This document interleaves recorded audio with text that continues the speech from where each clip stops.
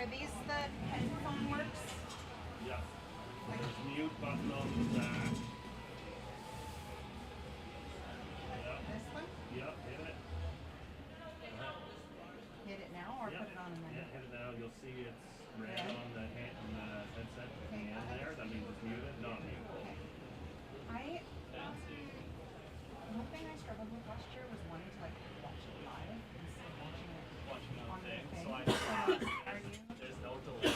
Oh, that's good. So- Okay. Okay. I was just so like, saying- I'm gonna try to make myself sit down this time because by the end of the weekend my back was killing me last year. But Yeah, I was I just. reserve the right to stand up. No, I was just saying I commentated once on Victoria, and there's like a 3.5 second delay between the stream and like what we were saying and what's happening live. And it was so hard because you're like watching it, but you're like, wait, I can't say anything. You had to like wait for it to happen on the screen.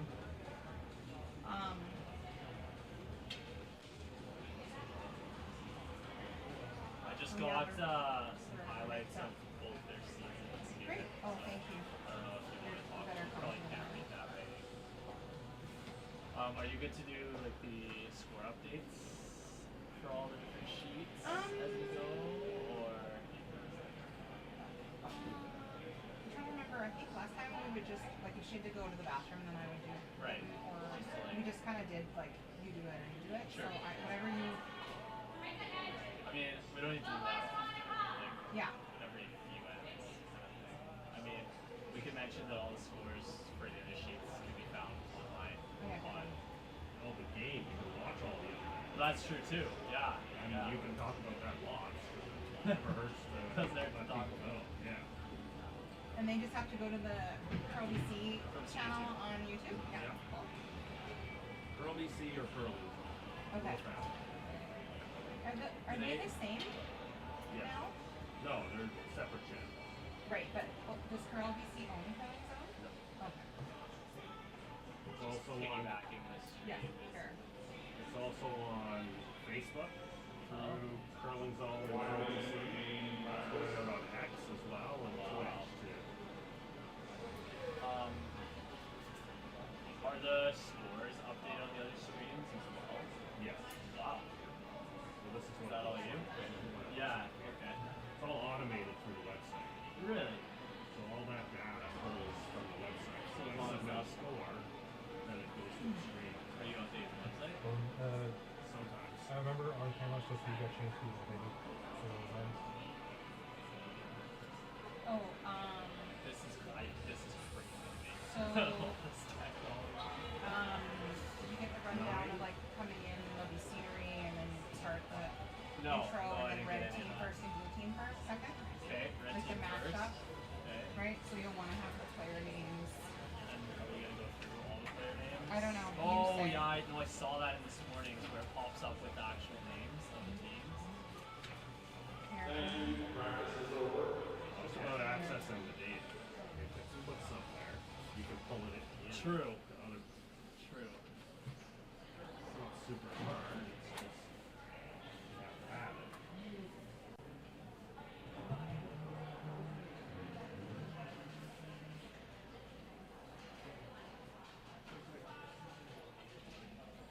Muted.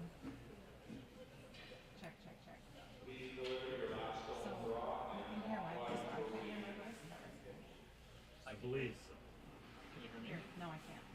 You can't hear me? No. Is it muted? Now can you hear me? Yes. Okay.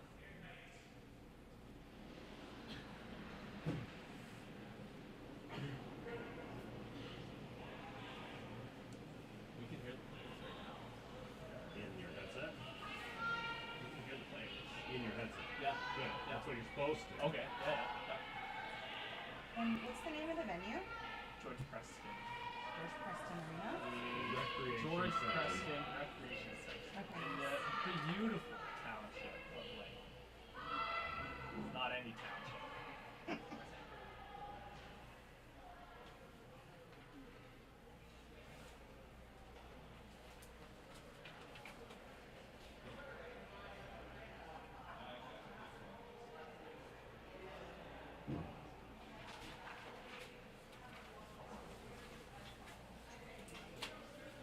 So you're saying at the beginning that I think it's like scenery. When we hear the scenery, we come in. Is that right? Yeah. And then we'll show the matchup. You'll see the front of the building. Then it's open to you. When it's on commercials, you're muted internally. You don't Yeah. have to mute yourself. You can Right. So it goes like, I think scenery where you welcome us in, and then the building, stuff, that's scenery, talk, So and I'm then going through this during I think that, so. and then it's gonna pop up with the teams. I think Okay. so, yeah. So much more advanced than any I of know. the streams I've done I know. before. Before it was just like on. Yeah, same. Melissa was like, just start talking. I was like, oh, 50-50 draw is at 9 o'clock. At 9. Yeah, so get your tickets. For the daily. Daily draw. Yeah, we do the draw at 9 o'clock. Don't miss your chance. The pot was pretty high. For the, Was it? I thought so. Oh, Hang yeah. on, let's look.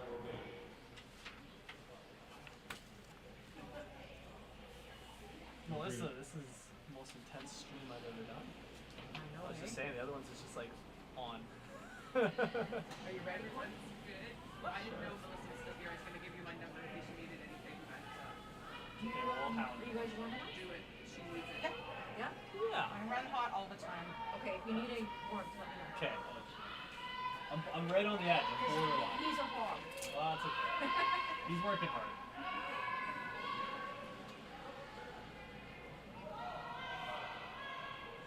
Oh,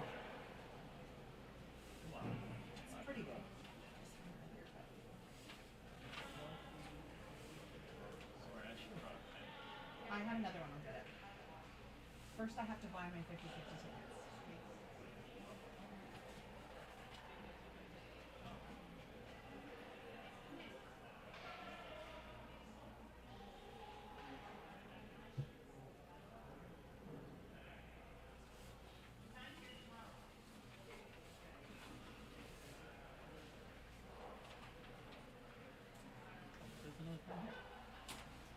Oh yeah, I did get one.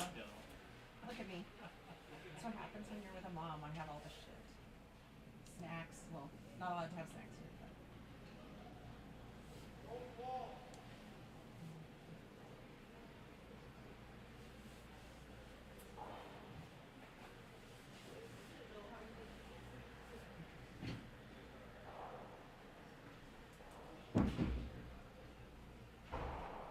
Is that my breathing or your breathing? Me. Yeah. Might be players.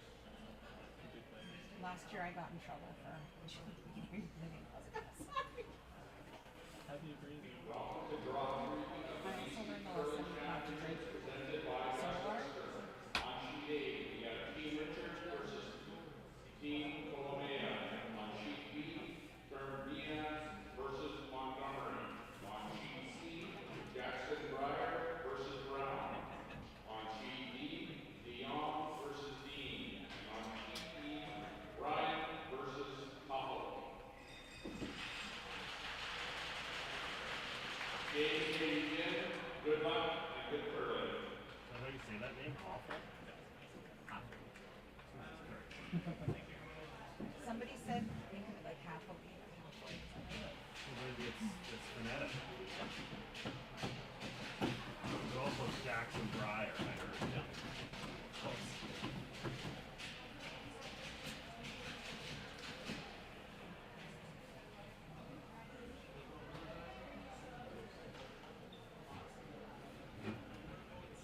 Alright, openings. Hello and welcome to 2025 BC Men's and Women's Curling Championships presented by Best Western. We're here with Draw 3 of women's play. My name is Logan. I'm joined alongside Julie for this game. We're coming to you live from the George Preston Recreation Center here in the beautiful township of Langley. We'll bring you action in this Draw 3 game between Team Jackson Bear and Team Brown. Play is going to be on sheet C tonight. Sheet chart. For Team Jackson Bear, we'll run through a lineup quickly here. Starting us off is lead Diane Guzla, second Ashley Sanderson, third Jessie Sanderson, and fourth Steph Jackson Bear. And for Team Brown, we have lead Samantha Sarah Colton, third, Erin Pincock, fourth, Corinne Brown. Should give a quick shout out to the coaches as well, coaching Team Brown, Jim Potter, and coaching Team Jackson there. It's Chris Summers. And Julie, we're looking at the standings here on our screen. Notice Team Brown, this is their first game of the week. Yeah, I bet they're just been so eager to get out here waiting all day. They were here yesterday practicing, getting ready, having an opening banquet. There's no doubt in my mind they've just been chomping at the bit to get out here tonight. So I think we're going to be in for a real treat here. Yeah, definitely. You see there, Team Jackson Berry, they played first draw this morning and unfortunately had a loss, but they got their first game out of the way under the belt. And I'm sure they learned lots from this game tonight. For sure. And any predictions? Do you think we're going to see lots of Roxon play this first end, or do you think we're going to be in like a bit of a getting to know you here, kind of a clean end? What do you think we're going to do? Historically, both these teams, from what I know, do like to play with Roxy. But the way that it's shaping up to start here, it looks like we're going to keep it open to start. I mean, it's a 10-end game, lots of time, so I think it's pretty normal to see teams in the Absolutely. And I'm not going to lie, I was always a fan of that first one being like, let's just throw it in the rings. We've probably got a chance to try that out during the warm-up. It's nice just to get your sea legs going and gain some confidence when the season first off, for sure.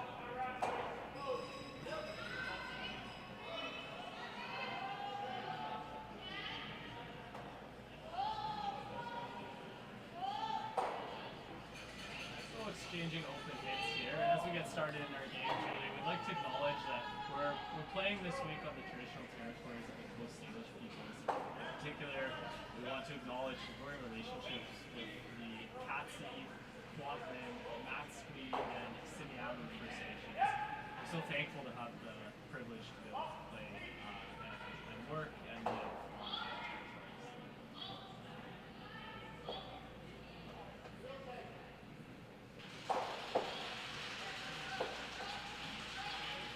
So a roll out from Team Brown, and I'm sure if you're Team Jackson Berry, you're quite happy to have a chance to get that ball okay? Absolutely, for sure.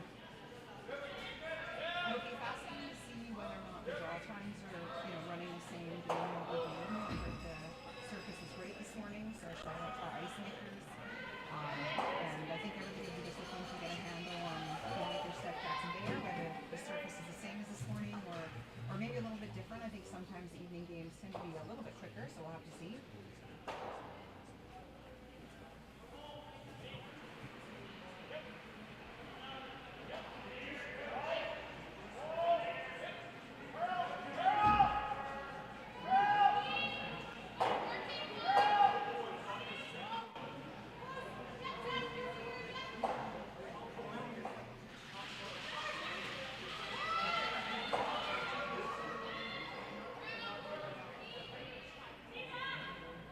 So lucky to be able to have all the players mic'd up down there on the sheets and be able to listen in throughout the game. It's really one of the unique things about curling. We're so lucky to be able to stream and listen to the players listen to the stream and shot calls.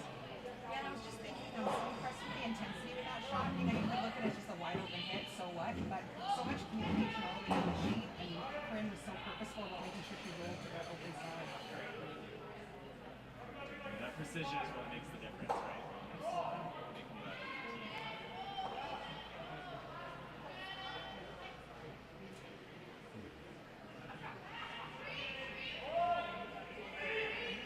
For the most part, still just exchanging hits here on our feature sheet. We'll let you know about the other games going on for this evening draw here. Every game is being streamed on ProBC's YouTube page as well as Curling Zone's YouTube page. We only have the one game with feature commentary, but the streams on all the rest are awesome, fantastic. You see both houses every shot. So feel free to flick on to the other games being streamed. On sheet A, we have Team Richard playing Team Kolomaya. On sheet B, it's Team Montgomery taking on Team Nance. Our feature on sheet C. Sheet D is Team D versus Team Kelowna, and on sheet E we have Team Happily taking on Team Ryan.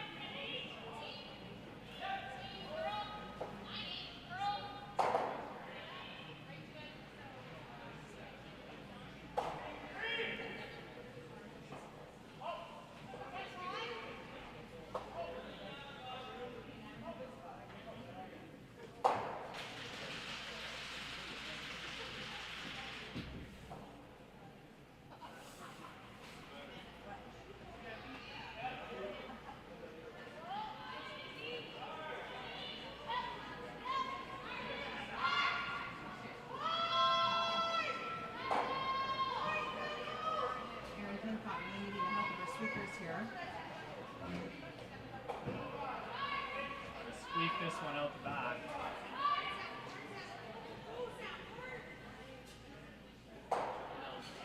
Just get that through. Great sweep there from everyone involved. Such a relief as a thrower when you can see that rock curling and you're just thinking, oh, please let the sweepers hold it, and then for the extra juice just to get that in the back of the house. Such a relief for Erin. I want to give Erin a little shout. I had the opportunity to work on a committee for the women curling not this past year, but 2023, and was our social media liaison on the committee. Just did such a fabulous job. It was such a delight to get to work with her and help bring the game of curling to so many women in the lower mainland. So yeah, I was really thrilled to see her here on the ice and get a chance to play our game. That's fantastic, yeah. Erin's been around the game for a long time, very long time.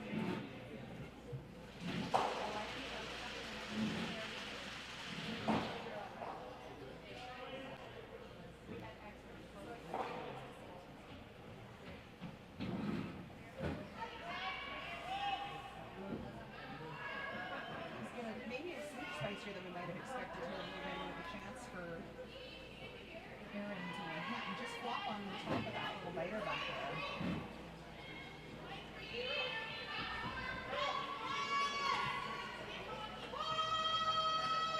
Another big scrum here.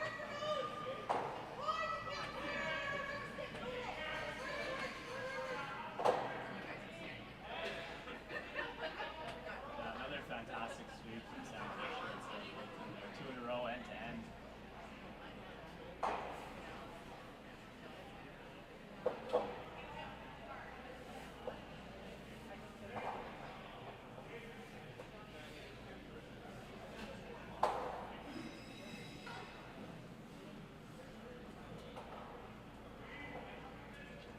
So lots of discussion about the hit weight here, Logan, just making sure that stuff is consistent with what we've been seeing. Of course, a half second or a second difference in the weight can make such a difference to how the rock's going to travel.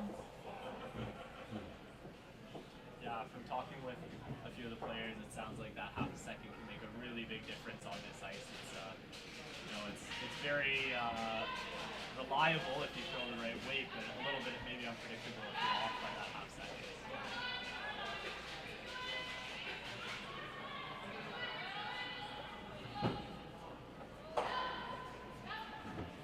Nope, hit. Flops over just a touch.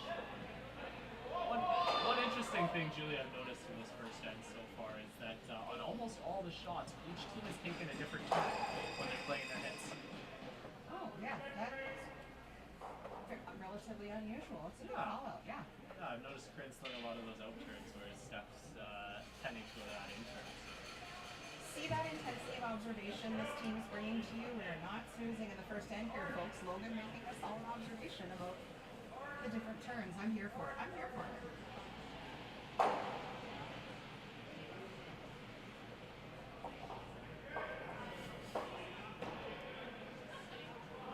And again, this is one of those ends where, you know, if Corinne again is kind of purposeful, gets that flop over, you never know when that like sneaky deuce can sneak up on you, right? Open and hit. Let's see what she gets here. Sarah's working hard for her. Just like that, eh? Almost perfect. Pretty Almost good. perfect. Pretty good.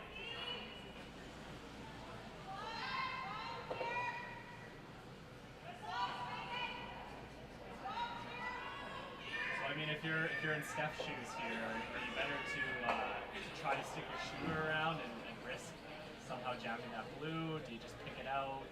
Yeah, I think you're probably looking to get rid of all of it, Logan. Do you think? I mean, first end, I think given the fact that Corinne almost, you know, kind of stuck it to her and made that good roll, I think you're glad to get out of this. So looking to just get rid of all of it and get into the next end and see what happens.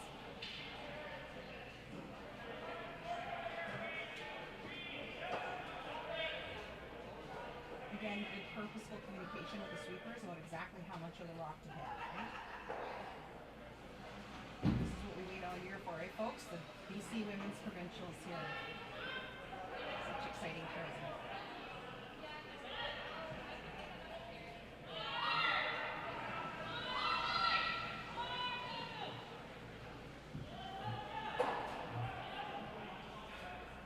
No doubt. Like you say, lose everything. And this will leave Corinne, I assume, a throw through the rings for the blank in the first set. So, Corinne Brown, mission accomplished. And a good, confident start by both teams. Yeah, for sure. Do you, what do you imagine of the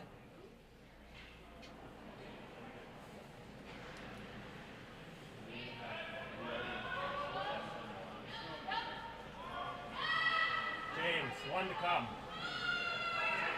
Hey, I did, one to come. Oh, was there? Oh.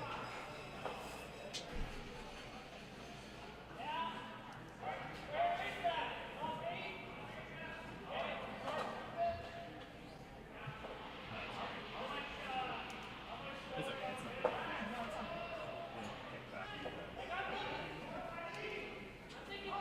we cut to commercial break just a little bit quick there before Corinne threw her last rock, but it was a throw through for the blank there, so 0-0 going into the second. We'll be back there.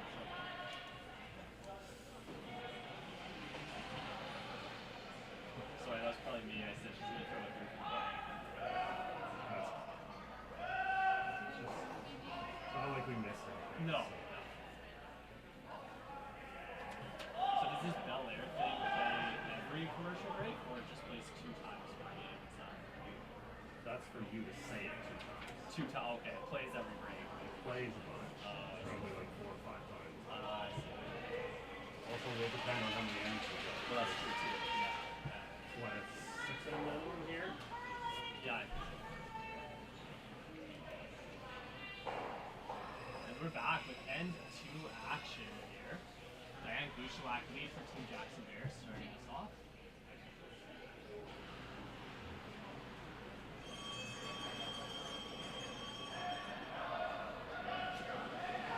We're seeing Team Jackson Bear call this one top 4 again, Julie, so maybe shaping up to another open day.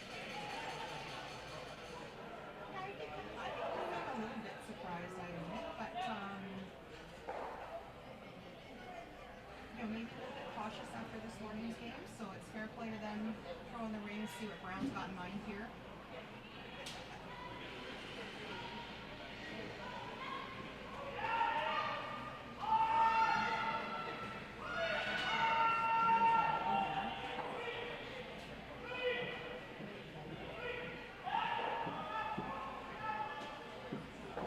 Called and made there.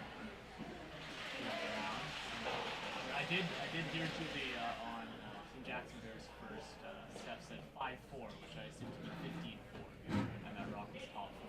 So raw speed is really good at that. If we're already at 50. For sure, that's fast.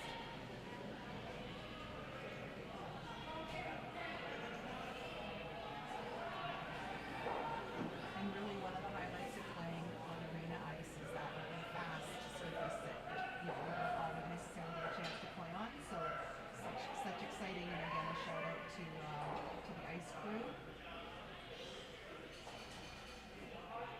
Yeah, I mean, this is what we all look forward to, is getting to play in the arena. The amazing ice, with the Curl BC rocks, the blue carpet. And while I recognize that we do have the opportunity to watch each of the games on the Curl BC channel on YouTube, I'm going to just give a shout out that it's pretty common to have a blank end. I think actually every sheet was blank except for here on sheet Echo, where Kristen Ryan started off with a 3-ball against Huffman.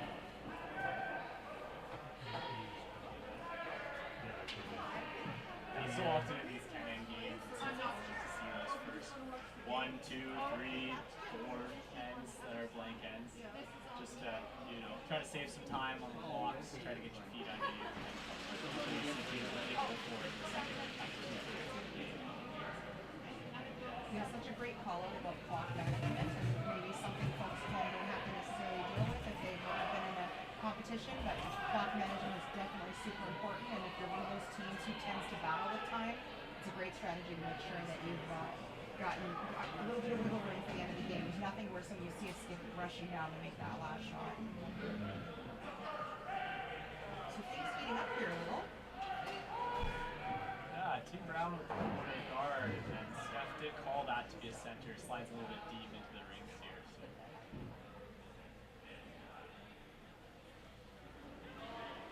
Now Corinne signaling back and forth with the team. Do we hit it? Do we roll? Do we draw?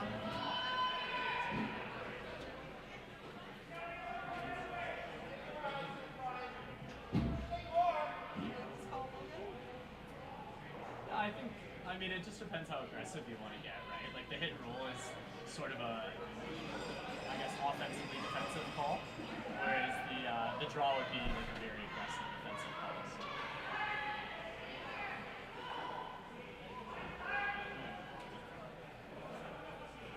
Roll out here. Sounds like she was a little bit wide, a little full to the room, says Fred. That's a new addition to the team this year, Sarah Coulton. She's originally from Whitehorse, and she joined the team this year. She's doing her residency for Family Med in Kamloops, which is super amazing. She's played for, I believe, 7 years with Carrie Galusha prior to joining Corinne Brown's team this year, taking the place of Jen Armstrong, who focused on doubles this season.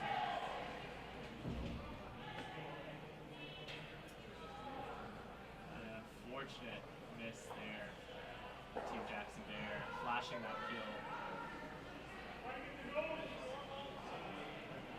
Corinne wasting no time with now, let's get around that corner guard.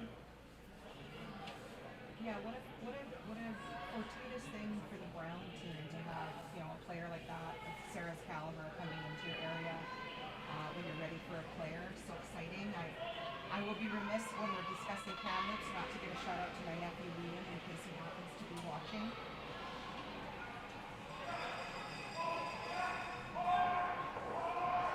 This is looking promising. Oh.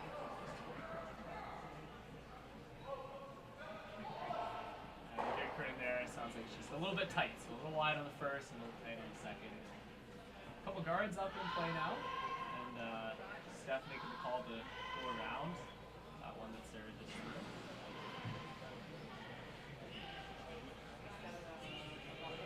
So yeah, Team Brown hailing all now from the Kamloops area. And Team Jackson Bear from Victoria, Vancouver Island, and the Lower Mainland.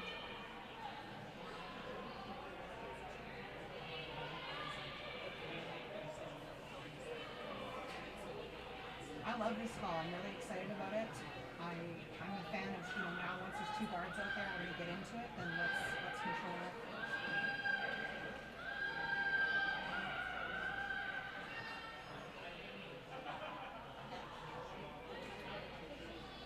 So 52 there, so speed's quick. It's interesting too, Julie, because the shot before, Steph called for the peel. Unfortunately, they missed, and now we switched gears and we go back to on. So, kind of deciding, okay, we're playing, we're going. Yeah, I really liked it. That rock is, I'd say, good. Maybe they would have played it if it was above the team line, but the sweeper's working so hard to sweep this absolutely buried, and then Aaron not really wasting much time here. Corinne, I think, called for the freeze there, Logan. Yeah, I believe we're playing the freeze here. Sweepers are on it the whole way here.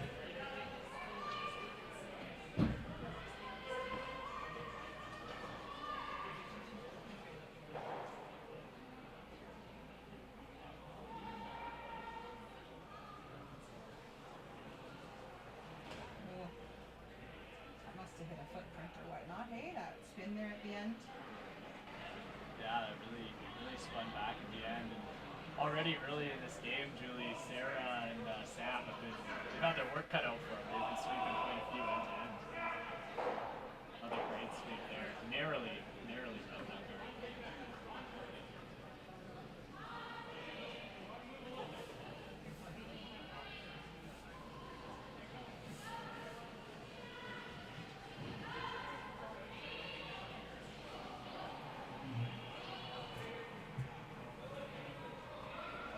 I just want to remind everybody that we have a daily 50-50. You can find the draw information on our website. specific URL is curlbc.ca/5050. Logan, I bought my tickets. The draw's at 9 o'clock, so you can't waste any time. Saw Want to make sure you that. get in on a few bucks here. Yeah, last we checked, the winner takes home just over $500, and that's only going to go up in the next hour or so. So get in there and get your tickets while you can.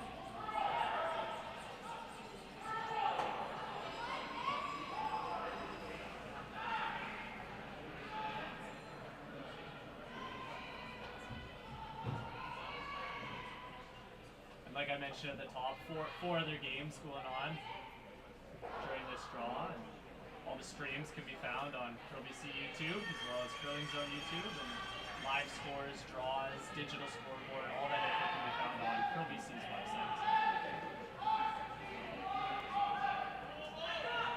We're so lucky and thankful to have all this streaming. I know I unfortunately had to put in a few hours of my day job today, so I was really glad to be able to follow the action on our YouTube channel, KBC.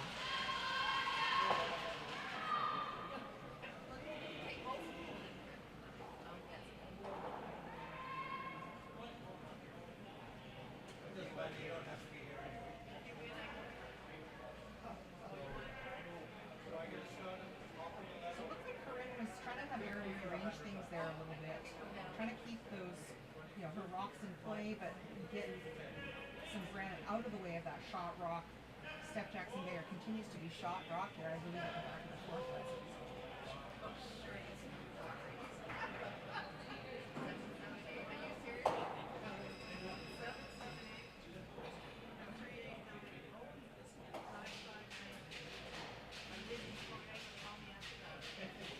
So again, some good communication there from Team Jackson there. You could hear the front end guy at the other end, Julie, just saying, if we're light, it's a guard, that's okay. If we freeze the top one, that's within the tolerance as well. So, it sounds like this whole team is really on the same page with the shots that they're calling. Yeah, so important to have everybody dialed into what the pro side misses. Obviously we're always aiming to make that first shot, but you want to have tolerance in mind for sure. Steph trying to freeze the blue rock top and misses the ball.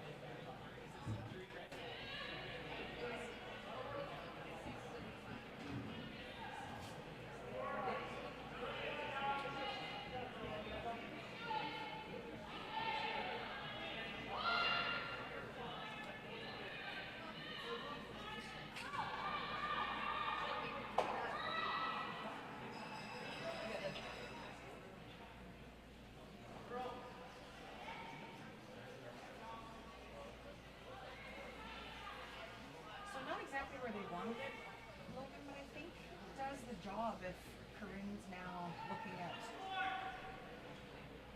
drawing in there versus trying to rearrange the blues again. The blues are just not in a good position to get something out of that way.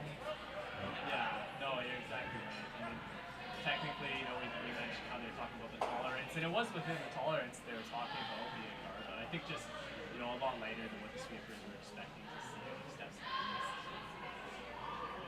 See Corinne try to wrap around everything here, hopefully stay shot. Still potentially set up for kind of skipper's deuce here. One of my favorite kinds of deuces, although let's face it, I love all the times we can score two. We win a lot of curling games like this one this year.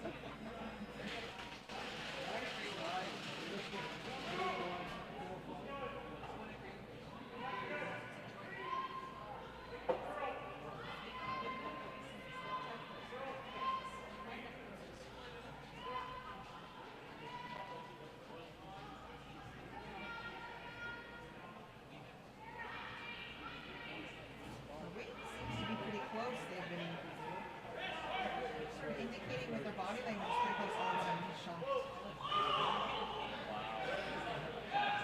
15 seconds on the clock there. Top four.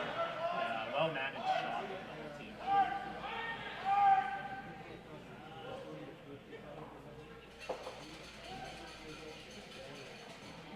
Just a lovely curling shot. You can see there a great view of it. That rock is absolutely buried. It's a great feeling to get one of those under your belt early in the game, early in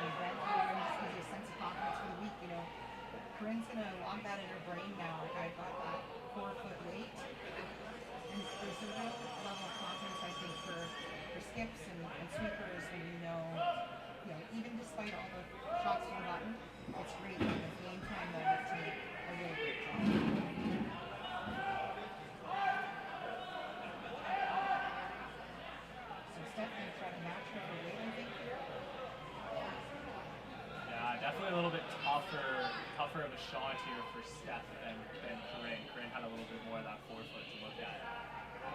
I believe Steph's just playing a freeze actually on that one.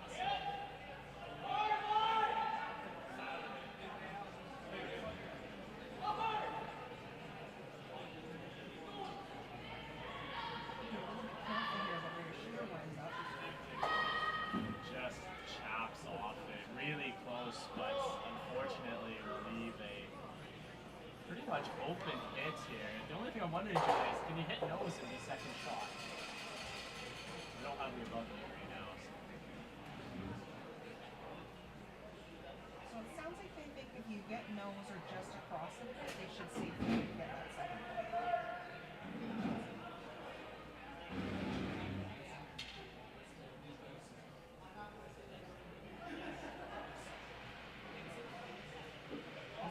Stephanie and Diane, you're breathing a bit of a sigh of relief that that shooter didn't go anywhere that left, any kind of rumble there. There's quite a few rocks hanging around there.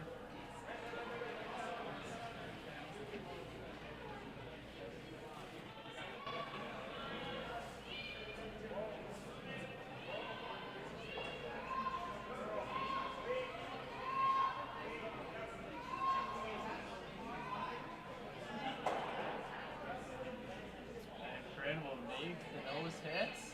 Just wait for the confirmation. Two blue it is. So Corinne Brown will go up 2-0 after two ends. We'll be back after the short commercial break. Good? Great. Okay?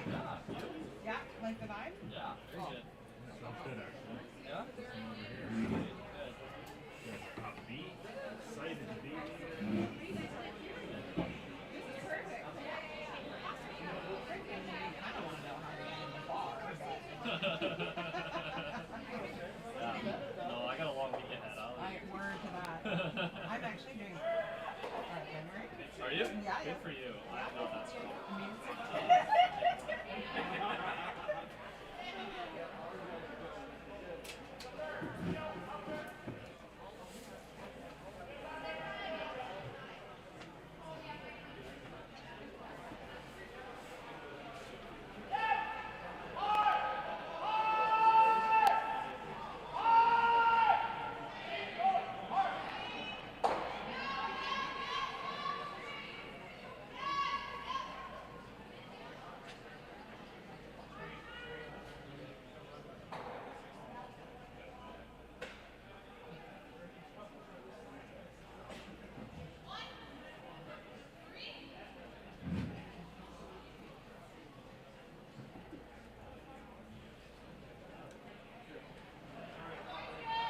Alright, we're back here with third end action. Sam Fisher getting us started here for Team Brown.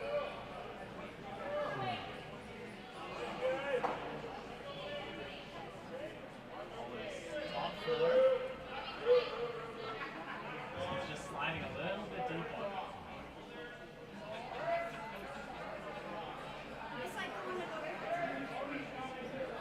There it is. I was waiting for that call to come from Sam. yeah, I was going to be shocked if it wasn't a corner guard at this point. Things have been rolling. We've gained a little time on the clock, and now we've given up a deuce. And so I think the plan here would be to be, maybe cautiously aggressive, try to get something going here at this end.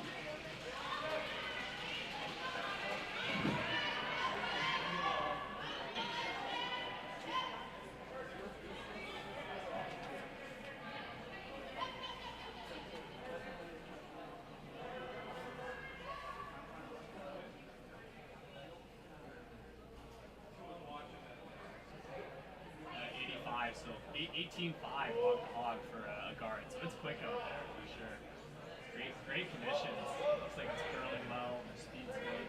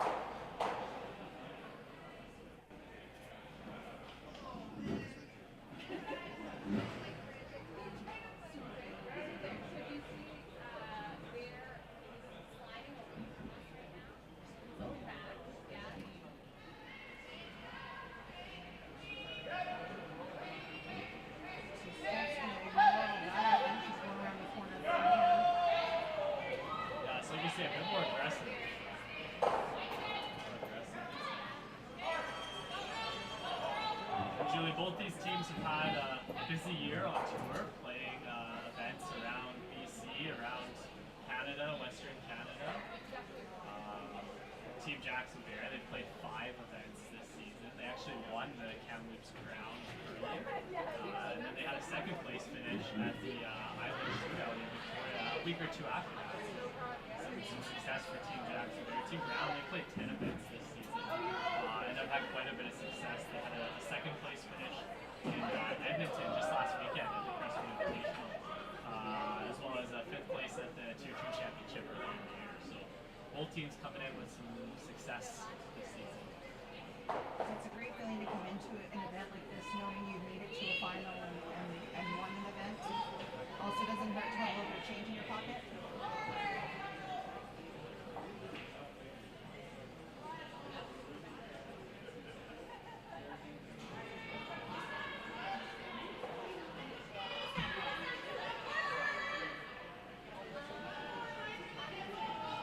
One thing I love about watching Red play is she is the biggest cheerleader when it comes to the sweep. Like you saw there, when that Red is just barely sweeping out the side, and she is just cheering Sam on as she's sweeping that out. She's always kind of been like that as a skip, and I think that's really cool. Just, encouraging the team. Yeah, same. I really also like that she cued her. Like, you've only got a small piece of it. You're going to have to go on this so that she can position her body to get there and sweep every inch.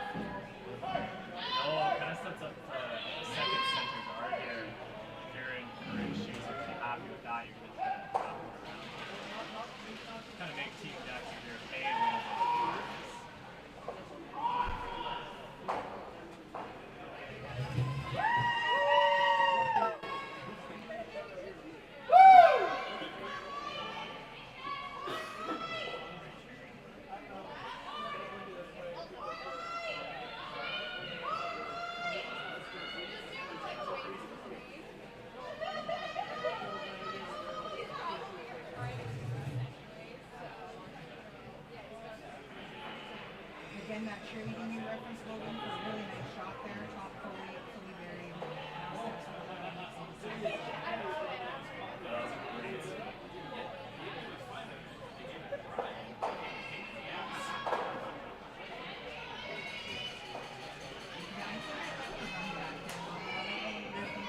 Steph initially indicated like what he thinks about coming around the slope and just that there's an awful lot of rocks in play already.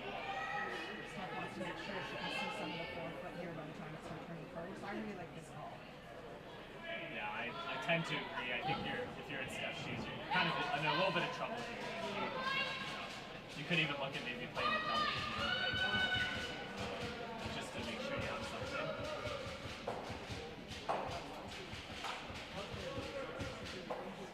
So I mean, they'll miss the run, but they get the feel, and I honestly don't think that's a terrible outcome. It's gonna help to try to clear up that center line. It's not a bad outcome. I totally agree. Got to get something out of that. So yeah, I totally agree. I think when you look at her body game there, who she threw, she had a bit of a help to like. I think it's rough. I'm not sure what happened there, but really a relief for the thrower to have gotten this one off out of the way there. Spring coming in again here. I missed the call Logan. I assume they're playing the draw, or the Yeah, guards. they're coming in again. Okay. Just Oh, going for draw, it. yeah. Guard, pardon me. My brain's saying draw, but I'm seeing guard. Yeah, that's your call. From a little bit.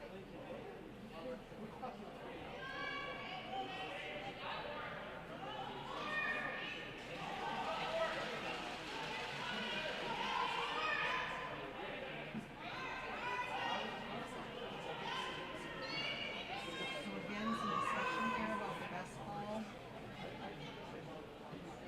I'm a fan of Stephanie taking input from the thrower. It's always nice to maybe get 2 options and get to decide as they're throwing it. For me, it tended to sort of lean to what you can see as a thrower. So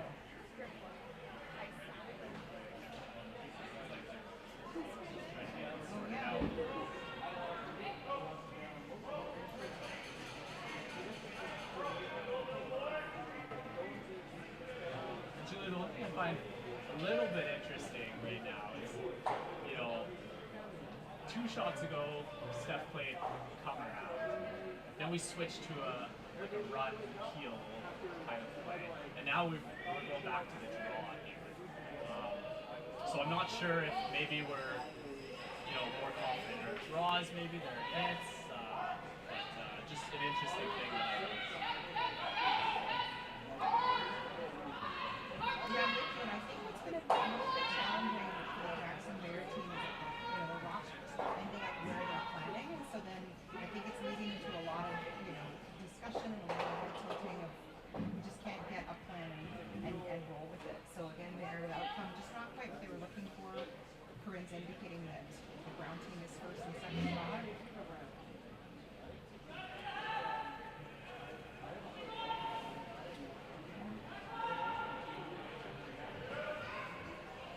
Someone say they don't love hitting it. I don't love hitting it either, but what can be a challenge if you don't hit, or you're not sure what to do, like mind the guard here? What do you think, Logan?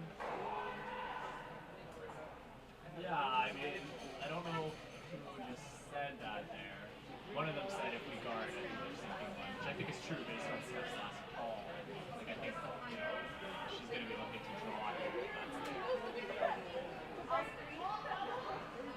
I guess the question here is, what's the plan and what's the outcome you're looking for to end here? And as you pointed out, it kind of seems to be changing for both teams with almost every shot here.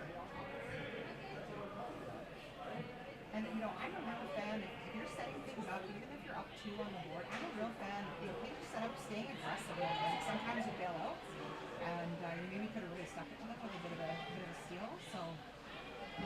Yeah, I mean, the way this is setting up is definitely setting up for a steal, so I think Corinne recognizing that is sticking to that and sort of game plan.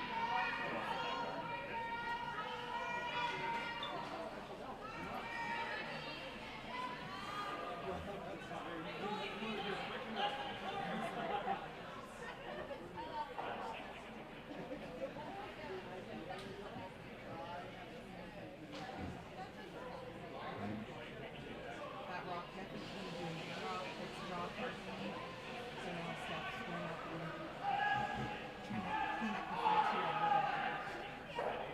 I think we're going to see some granite rolling here. Some very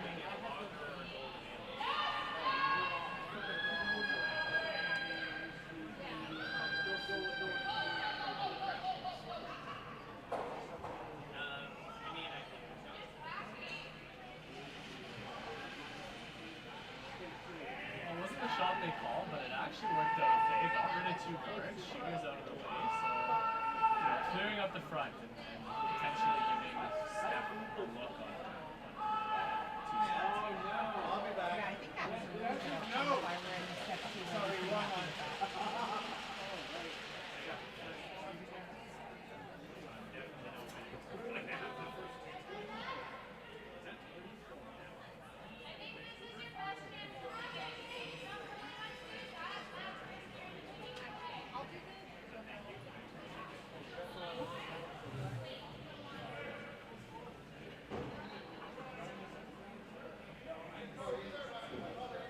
Julia's Corinne's heading down to throw her first rock of the 3rd end. I just saw on the big screen that we have here in the arena, they posted the 50-50 jackpot is up to $1,400, so winner's taking home $700 now. Let's go. Still an hour and 20 minutes to buy your tickets, so make sure you get in there, get those tickets either here in the arena or online, Kobe City, 50-50. $700 bucks? What are you doing with $700, Logan? Oh, I think I would go somewhere nice. Yes. Or at least help to me. Yes.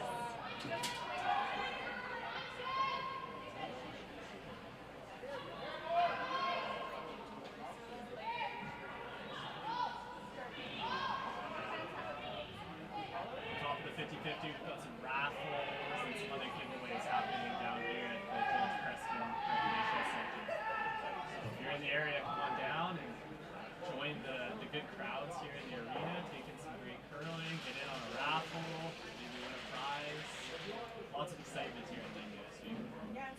vibe and a great turnout for our first night of championship curling here today. I'm so pleased to see so many folks in the stands, a few noisemakers, some folks enjoying some pops and just sharing and a bit of camaraderie, enjoying the game we love.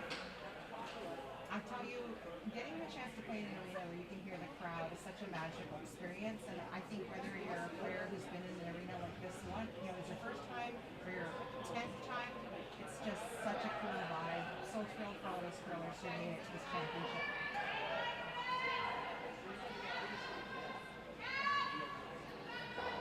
Steph looking to run that blue top 12 into that blue 4-foot there. Hopefully get rid of those two. Spill your shooter away, and at this point you're just hoping to have a nice draw for your last quarter.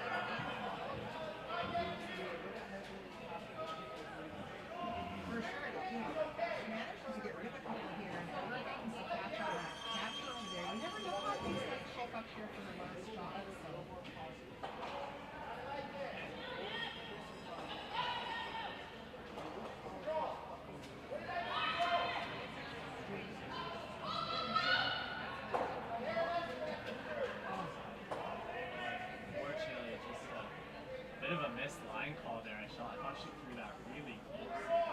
Swept it the whole way, and it just kind of ran straight. You hear Steph there say, great effort.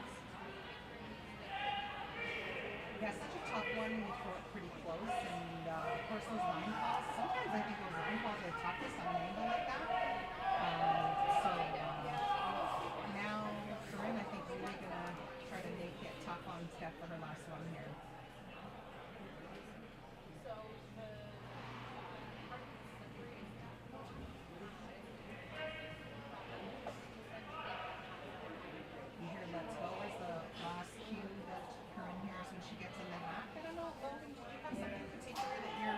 Members would help cue you with their 3-shot routine? What was that like for you? Me myself, I'm a bad example.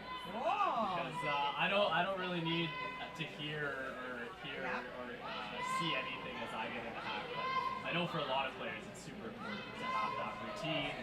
Have those key words that they want to do. From a sports psychology perspective, it's a very important thing.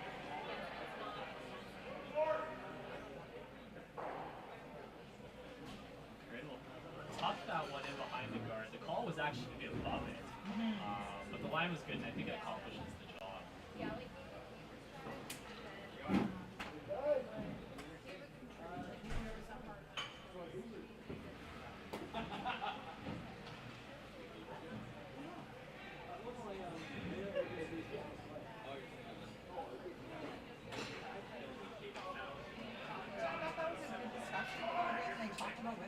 That red one to bump it, but Diane, pointed out that maybe the straight draw is a little easier shot. You get one here, you're really only one down. That tricky tappy thing is the official term. You never know. You might have a steal. You're starting to make a straight draw. She can see all of what she needs to hit at that 4-foot on the half. It's just a draw to the 4-foot. If you're a skip, that's right in your wheelhouse. That's right. What? I wasn't paying attention.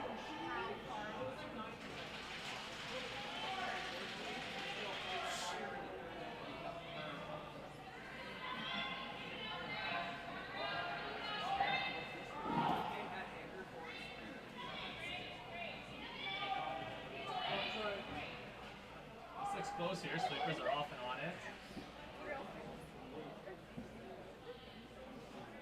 On a well-managed shot and a great draw there from Steph Jackson there.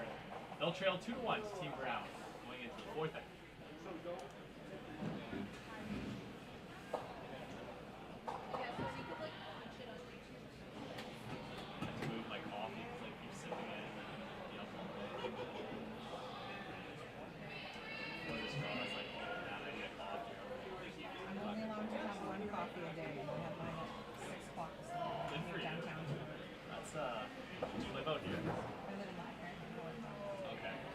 The last time I pressed the button by accident and I was trying to press get off it as it went through the Oh, it's all good. I thought maybe I did Racers, that. no. I thought No. maybe I did that too because I said like, oh, she's gonna throw it through for the blank, and I was like, oh. No, no, it was I was on the screen for the commercials and I actually pressed another button and it just That's all good. and it's automated, so it's Yeah. you have to wait for it to get through and then get back.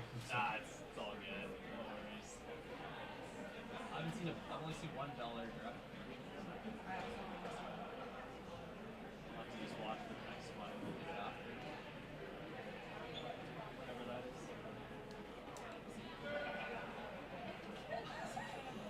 That's funny. I don't think it's record breaking, but I mean, it's long for sure.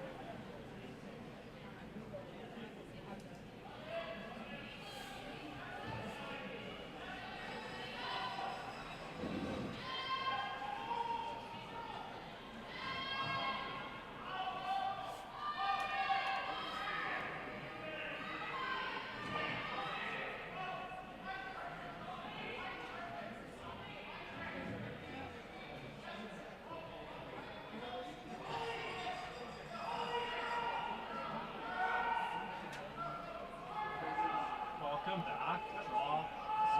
End 4 action of draw 3. Here at the BC Women's Curling Championship on our feature sheet. Team Brown versus Team Jackson here. Team Brown leads 2-1 in this fourth set. There it is. Scoreboard updated for us. And we saw in the commercial break there, Julie, advertisement from Bel Air Direct, one of our key sponsors at Curl BC. And we want to give a little shout out to them and also just mention that Curl BC members actually can receive exclusive home, condo, and tenant insurance and savings, as well as enhanced coverages with Bel Air Direct. It pays to be a member. And, we mention it all the time on these streams, how important sponsors are to our sport, to our teams, to our PSOs, and it's great when us as fans and athletes can help to return the favor to our sponsors. They're in need of insurance. Yeah, absolutely. Sponsors are so critical to the success of the game. As we talked about, it allows us to play in these great venues, this great surface. Pardon me, we're so lucky. So a big thank you, and curlers are nothing if not loyal. So I know everyone's going to be going and checking out Bel Air Direct.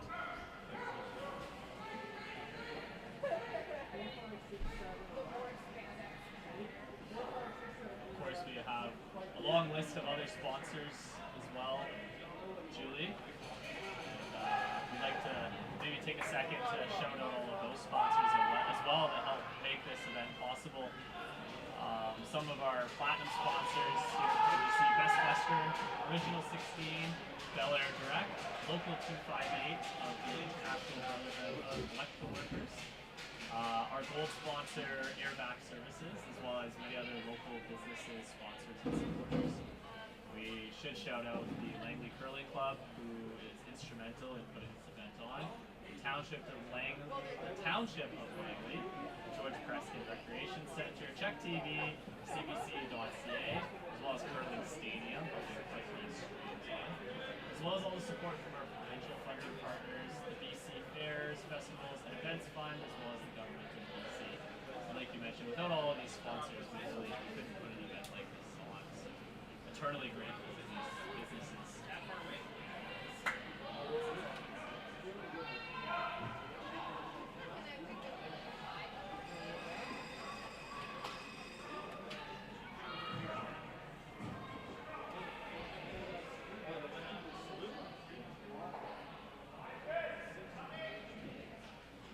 So Steph Jackson Bayer immediately setting the tone of trying to get something going with this end. So nice to see again lots of rocks in play for our entertainment. Yeah, rocks in play. And a nice line of rocks in.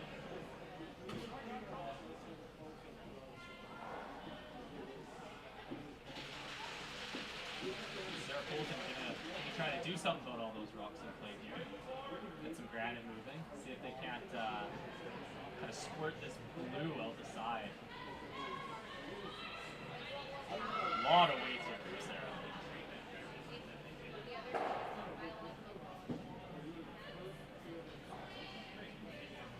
Nice shot. Great weight to move on that granite. Steph's just going to put that back now.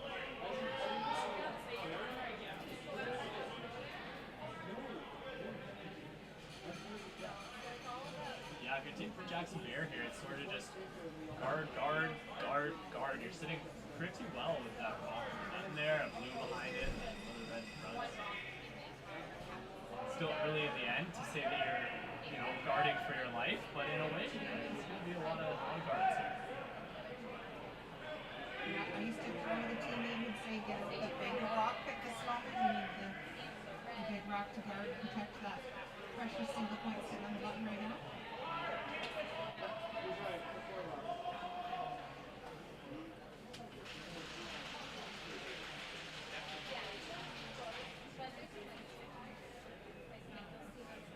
It's a hair clear, but now Colin's got to continue with it.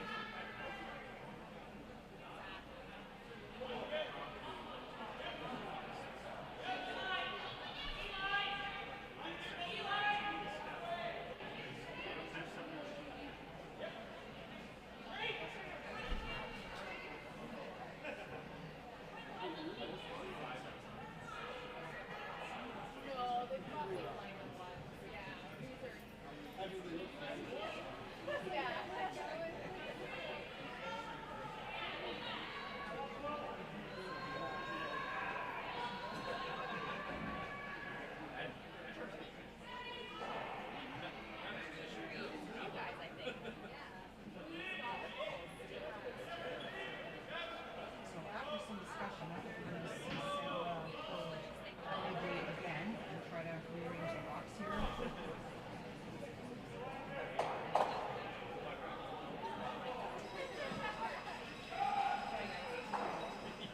She'll peel off the top one, just misses that one behind it, but you're right, Julie. Wow, that is some significant weight there from Sarah Cole. That's very impressive.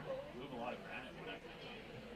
Yeah, love that for her and super precise with it, which is always key.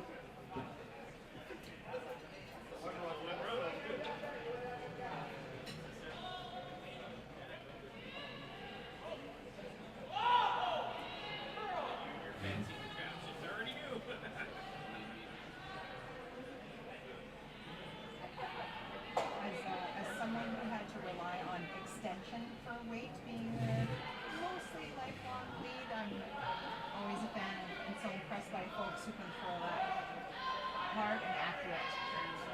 Such a fan. Okay, so Steph puts it back again.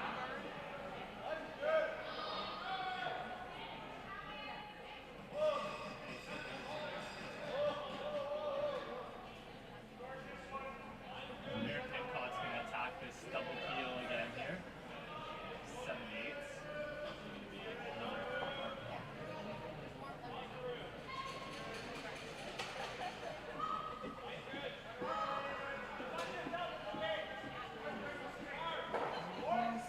Oh, I think it actually touched it. yeah. Yeah, just barely. But I was like, hey, no, just kidding. Bye-bye. just a little kiss on the way. That's right. So, like I mentioned a few rocks ago, it's another guard for Team Jackson here. They're, I imagine, perfectly happy with having another guard.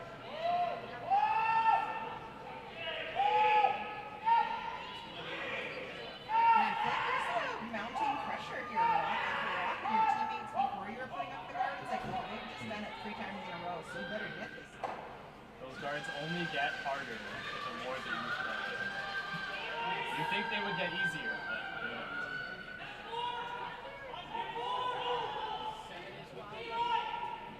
Maybe a little higher than they would have liked, didn't quite get the curl. Yeah, which creates an interesting situation here for Team Red.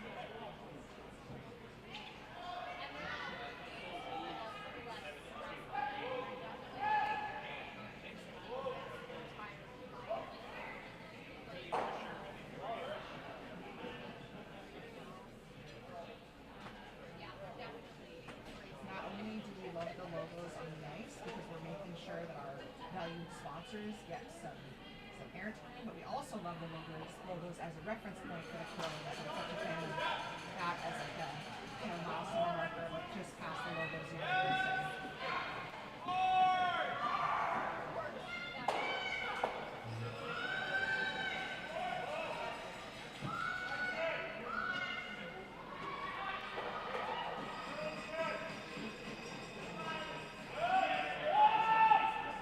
Great sweep there from Team Brown, the front end.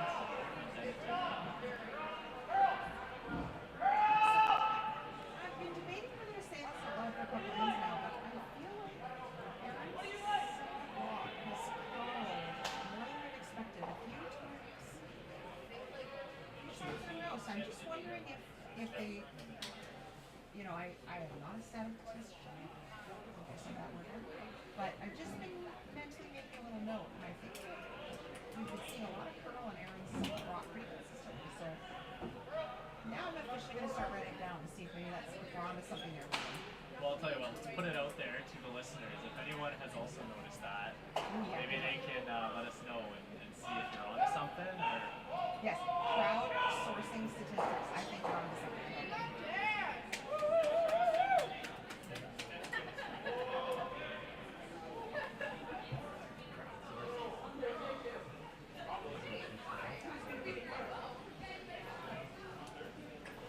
so there's two things there.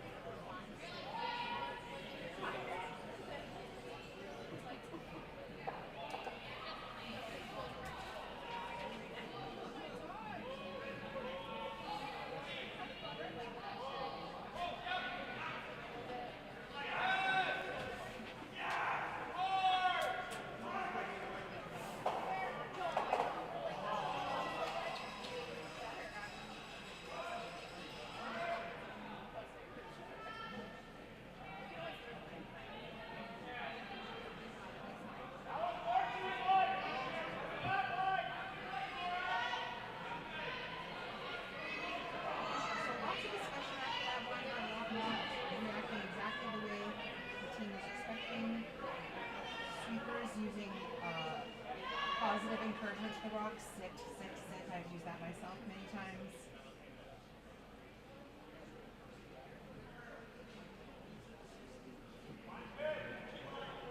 Now, we've definitely seen that hit discussion a few times from Team Jackson Pro so far this year. Just, like you mentioned earlier, just maybe they're not quite doing exactly what they expected. Just still trying to figure out, is it throw, is it line, what's going on. Constructive communication. Absolutely. So Corinne now, I think, is going to try to go into this. Stephanie has left the door open a little bit. She's trying to attack everyone.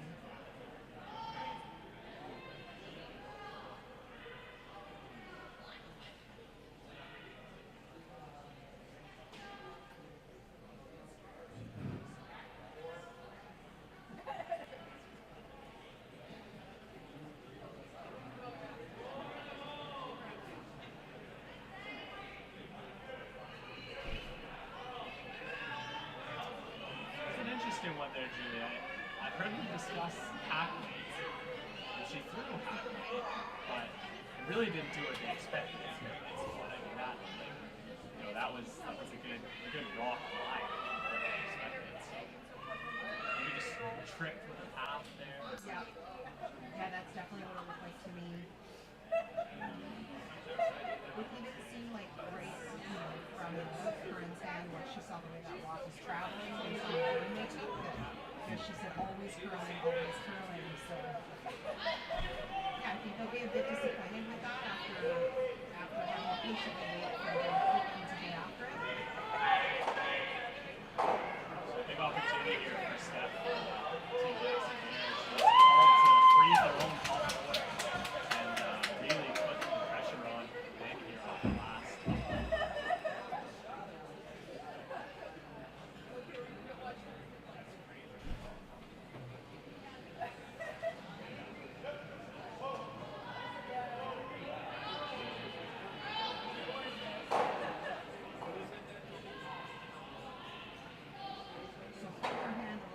position like 8-9 means maybe a little bit heavy and then also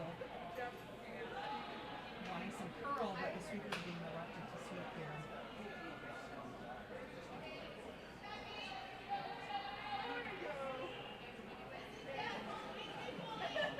So Dan doing a really good job of taking in the information from the sweepers and making sure that that shooter rolls to a slot that doesn't leave an opportunity for Karim Brown. Really a well-managed shot there by Diane Bouchard.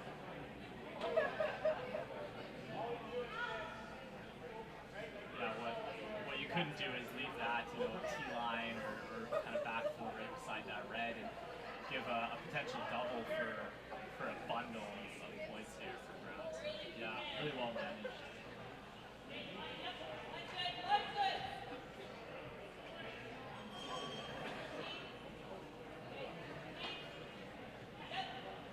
Such a fan of the discussion by the sweepers at the other end, right? We're discussing the path, what we've seen, what we're throwing. Typically there's a lot of discussion about what number are you going to say to the thrower.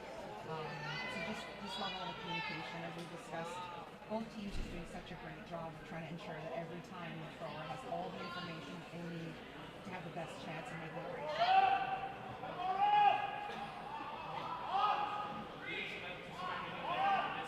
Karim Brown was there last year in the tournament.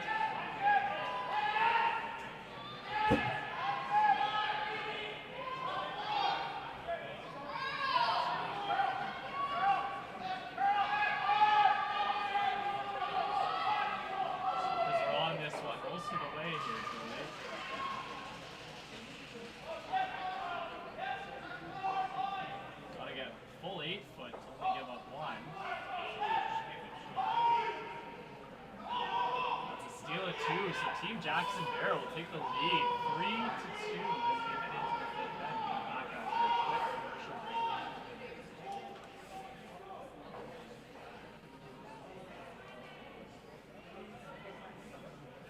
Wasn't sure what to say. No crowdsourcing statistics. I was fully kidding. And I took it as a joke. Oh yeah, good. Yeah. I realized you couldn't see me laughing. Yeah, good.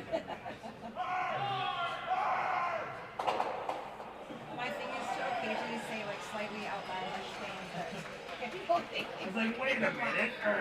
Yeah. Notice we did not give any kind of forum to give crowdsource statistics. Yeah, fully in jest. Although undoubtedly my I mean, people are text going to do it whether you, I think comments aren't even turned on the stream, are they? It's not on the Crow BC page. No. It's on the It is, yeah. You need somebody to monitor it. It's a problem. Big time. Yeah. Unless somebody steps up to monitor it. Yeah. And just for sanity's sake. Yeah. Oh yeah. Yeah, people are a little ridiculous, right? Do you want to do an around the ring score? Would you like me to? You do it. Okay. Feels like a good time. We got some scores Yeah, I agree. actually. So. I hate doing it where it's like, oh yeah, and over here it's 0-0, and over here it's 0-0. Oh, it's 1-0. Okay. At least here the scores get put up versus like score. It's like, and they haven't put any of their scores up. They're playing the fourth end. I don't know.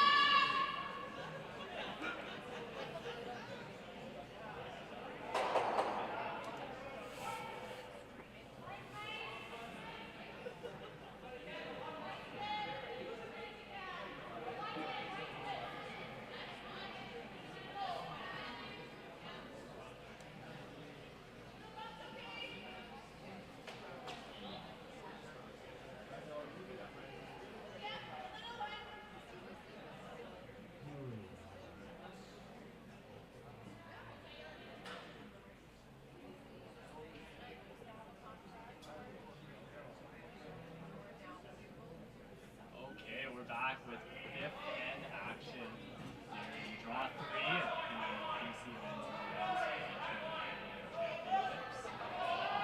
And Julie, maybe a bit of a shocking end to that end. Is that an appropriate word to use with the steal of 2 for Team Jackson Bear?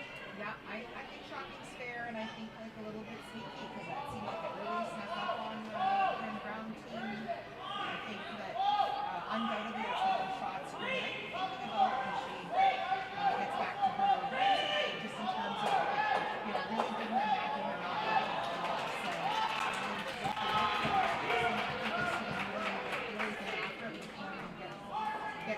points back here before they go into the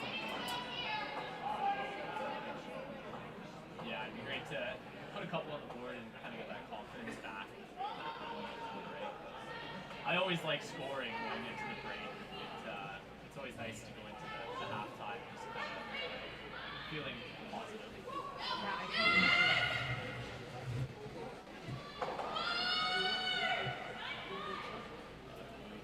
Great shot there from Sam Pitcher. And at the same time, Julie, lots of game left. It's a 10-8 game. We're only playing 5, so no need to panic really for either of these games. Lots of game left. For sure. I think sometimes early in an event you can start to look for like sort of signals or indicators of how the week's going to go, and it's really critical not to get on that roller coaster and instead just remind yourself one rock at a time, one end at a time. Yeah, on the women's side here, we have 8 teams, so it's a 7-game round robin. Play starting today on Tuesday, and round robin wrapping up, I believe Friday night, maybe Saturday morning. But a long week and a lot of games, so lots of opportunities to get on that roller coaster, like you mentioned. So as best you can kind of just stay off it, and one shot, one game at a time. Absolutely. I'm a real big fan of the round robin format.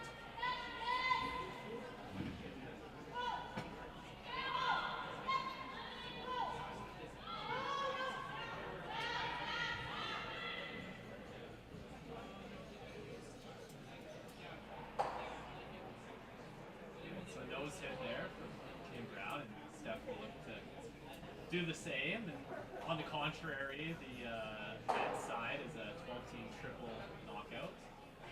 The BC provincials have ran this way for a number of years, with the women's team being an 8-team round robin and the men's being a 12-team triple, and we've stayed with that this year. Yeah, it's so exciting that now the men's and women's events for many years now have been put together. It just makes for great crowding. Typically enables like a bigger venue, so I'm such a big fan of it.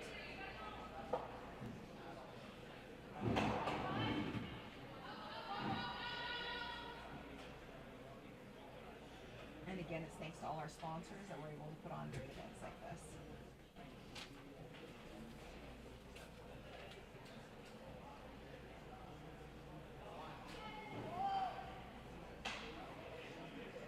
So Sarah, I think we're gonna take another shot at this hit and roll and try to make use of that corner guard.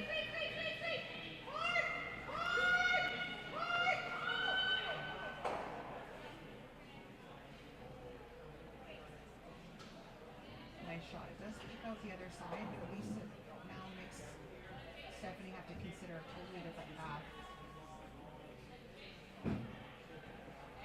Yeah, this is getting out in the wings there, where it's a little bit more unpredictable. It's not a path that we play very often in curling, and it's sometimes hard to know exactly how the rock's going to react out here.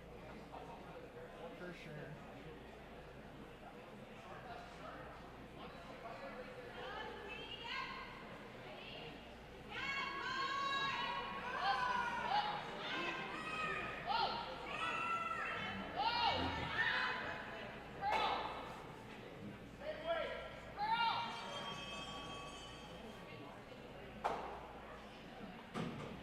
Nice shot by Jessie. Again, those ones seem straightforward, but they can be a little bit tricky out there. She did roll out, but nonetheless, I think you'd be happy getting out there for the first time that part of the surface and make good contact there. Although now, giving Corinne the chance to see if she can get something going here. Yeah, for Aaron Pinkon here, really looking to bury this blue behind that corner. Try and put it in a spot where it becomes hard for Steph to chase, and by virtue of that, maybe set up for kind of a casual deuce, I guess.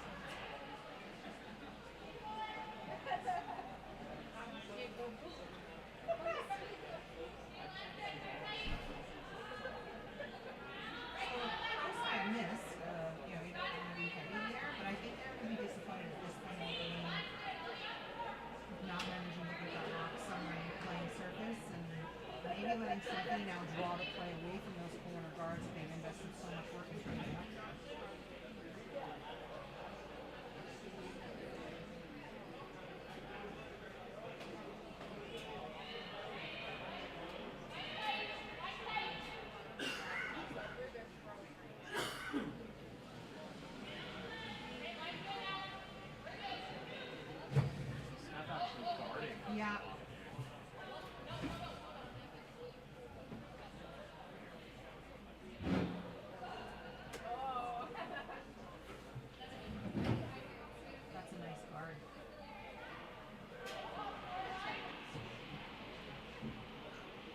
the end there, Steph saying, yeah, little bit, and the sweeper's going which way? You know, that's such a thing in today's game, you know, are we straight or curl? How are we sweeping this? So. For sure. And the journey of sweepers and the sweeping game in the last 7 or 8 years.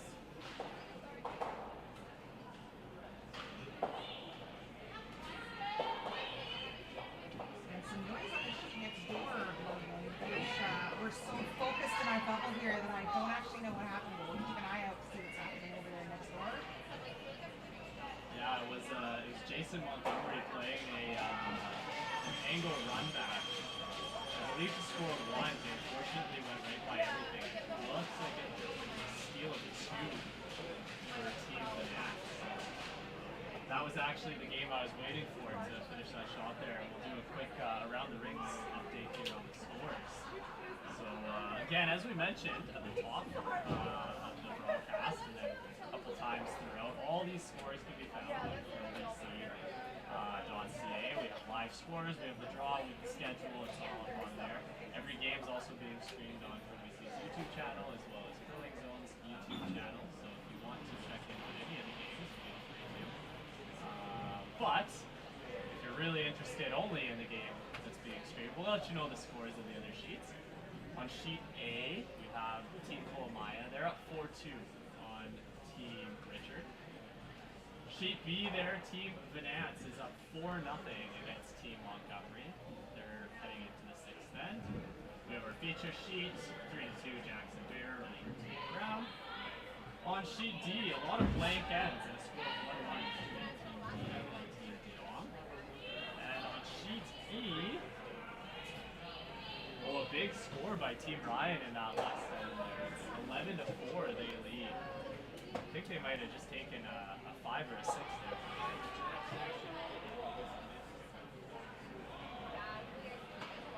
Can't quite see the scoreboard there, but a commanding lead for Team Ryan.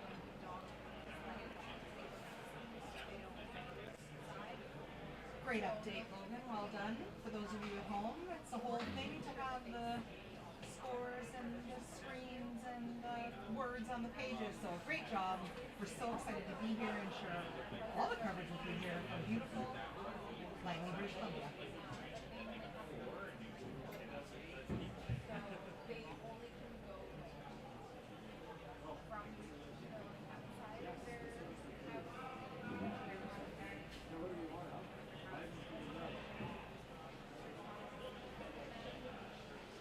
Brown with the first. So, I think, like,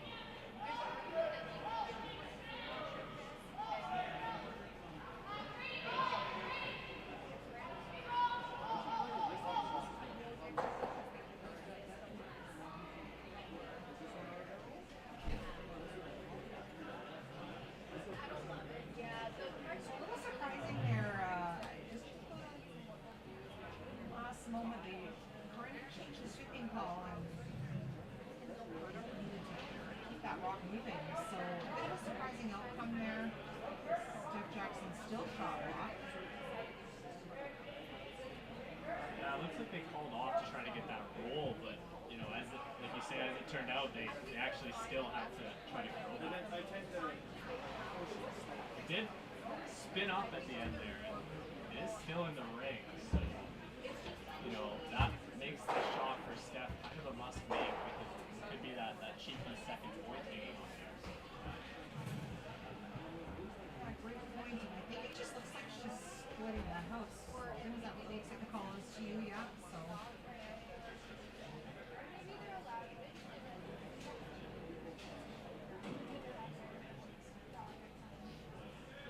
Yeah, and if she can keep this equal to the red that's already in there, kind of that top T-line, top button kind of weight, that should force Corinne Brown into the center.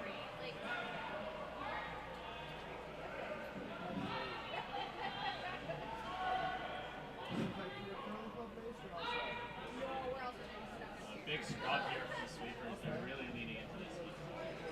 Yeah, Sanderson's working hard. And it pays off.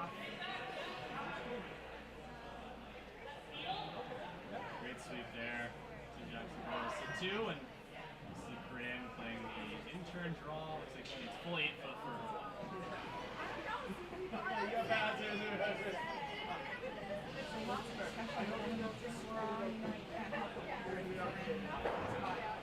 that last strong Kolomaya. So lots of healthy discussion with your sweepers. You've got this white card and getting down there.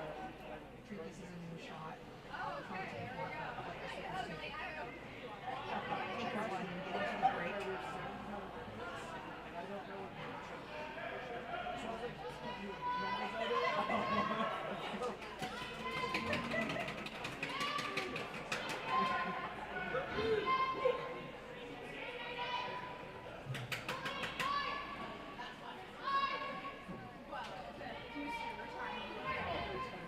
Don't give me that. Temporarily retired. Yeah, great scrub there. We'll make that draw. And we tied 3-3 heading into the break.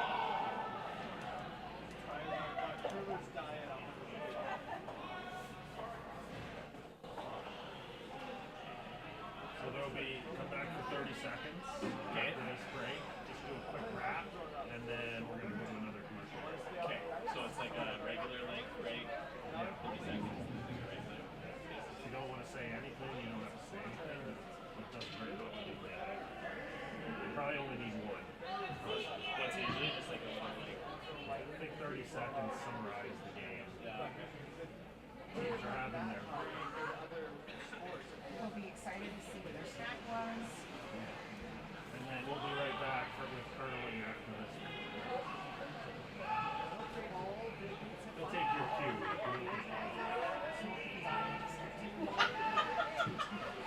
That was in 1970. Did you have time to grab another beer? Can we get an order of wings up in here? They smell delicious.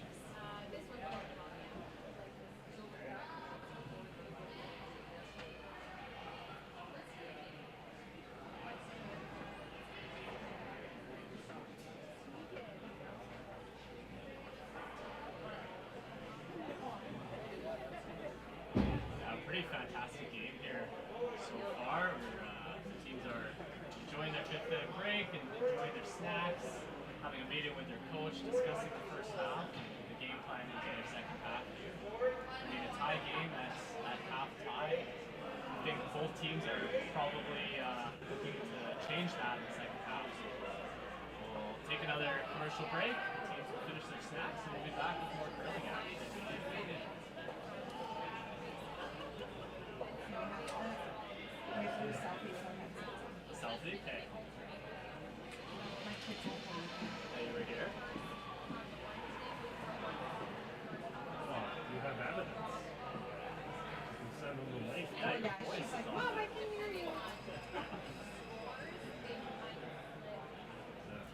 I better make sure I shout her out. She'll be mad. You called out Leland.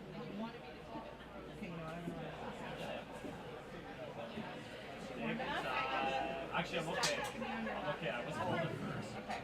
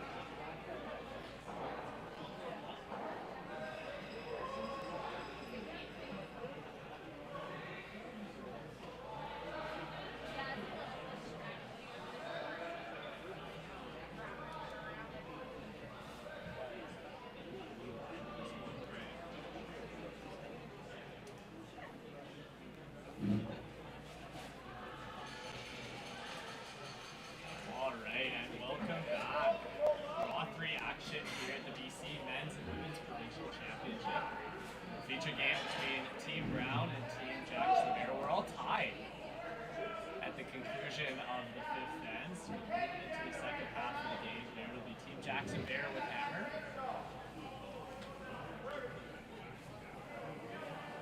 And I was overhearing Tim Brown talking at the fifth round break, and they're throwing a tight center, so that's the call.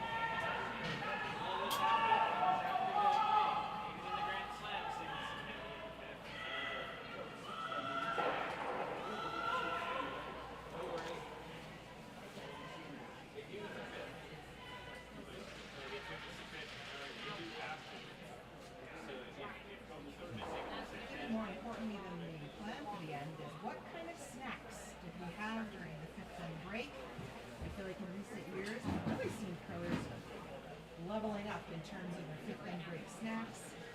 I'm a big fan of it myself. What's your favorite fifth end break snack?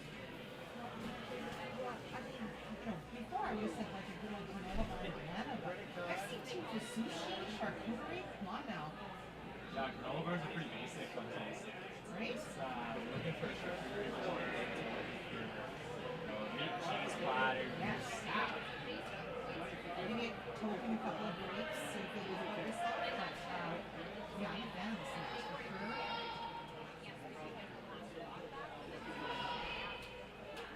Both teams, putting up those guards early here. I see Roxon play in this sixth end. 40 years ago. In terms of, kind of the basic strategy, it's an even end, second half of the game. Team Jackson there, I think they're really looking to score in this end. Even a one, obviously they just want to score two with hammer, but scoring in six, statistically, is a very good score. Yeah, absolutely. It's the point in the game where all of a sudden you're really starting to look ahead to the end and you think like, what do you want the next defense to shape up now? Who's going to want the camera and show the score? So being really focused on it, I'm with you. I think we're going to see Steph really kind of just be sure to score in this. Yeah, you see that there. So Tim Brown just a little bit deep on that center, and Steph immediately is going to draw around.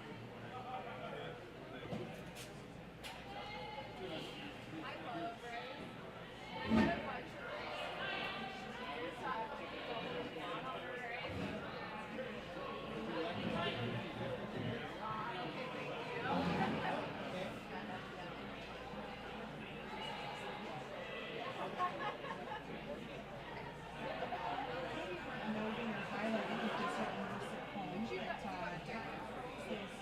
lead walks, and then as we saw, made a great line call. She's on the hold of the group, and then Jesse and Ashley sweep for Steph Jackson Beer's last walks. So Diane having a full-time job in the first part of the end, last part of the end there. Yeah, a bit of an unconventional lineup for sure, but it works for this team. I know in talking with Diane, it was actually something that she really wanted to do, was to just throw those lead walks and still be involved in the house. She's very comfortable with the organization. Diane's been around the game for a number of years and has experience playing, I think, every position. I think the skip for a long time, play front end, just overall a lot of experience. And this works well for this Jackson team. For sure, and I love that we're at a point in the curling game, I guess life cycle of our game, where players, it's willing to mix up their roles. The team will just really maximize the strengths of each player. It's a advantage. Of course, you see it across many teams in all kinds of championships. So I'm a big fan. Love that for Diane. Jackson Bear trying to sink another one around these points.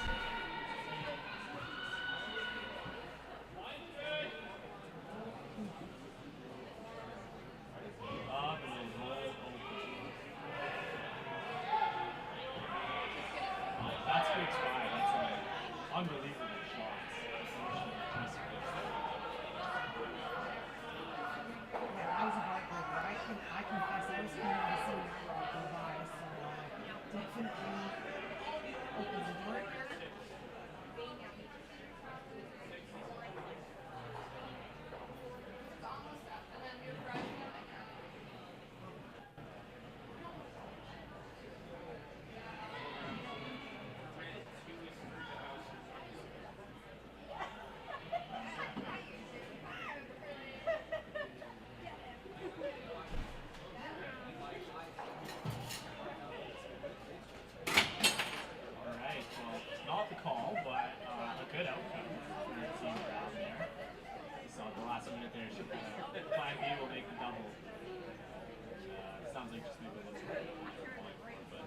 Take it. That's so critical. You totally invested in paying attention to the shot, so if an audible is needed, you get the most out of that. Rock and, well, as you say, it wasn't necessarily the outcome they were looking for. Corinne Brown did a great job of making sure that for how it was thrown, they made the most of the rock.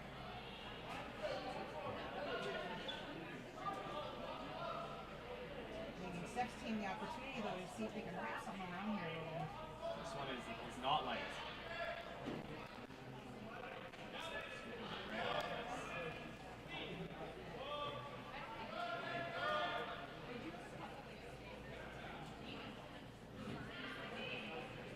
Bit of a missed opportunity there for Team Jackson here. Kind of opens the door for Team Brown.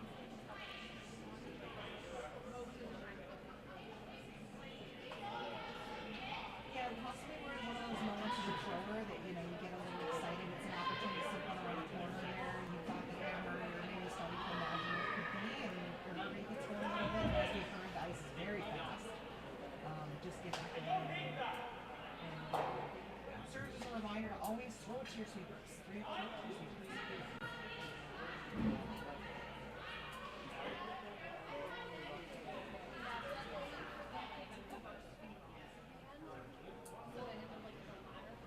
I'm kind of surprised by the amount of discussion here, Logan.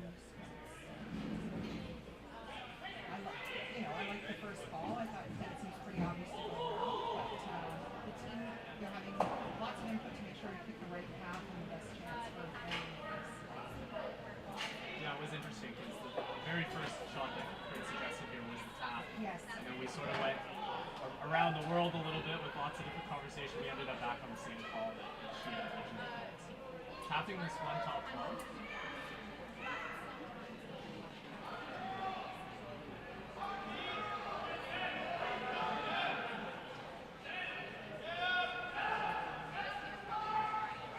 I think they would have liked to tap that at a couple feet more. But tapped it up nonetheless.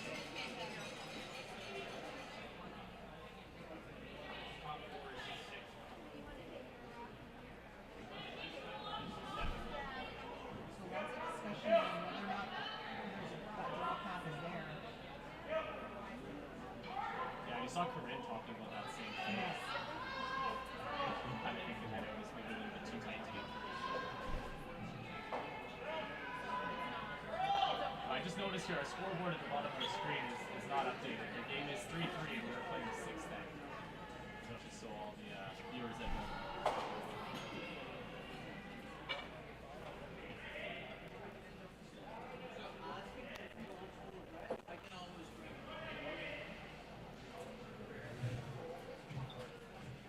So in the end, I think they opted to go around the corner guard.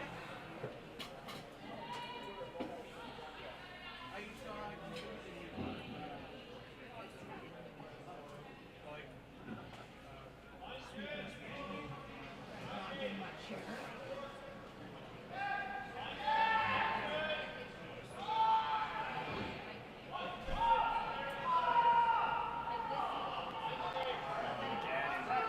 Similar path to the last one you tried on. This one hangs around and ends indicating a shot. Not perfect, but it accomplishes the job anyway. Corinne calling to follow it down.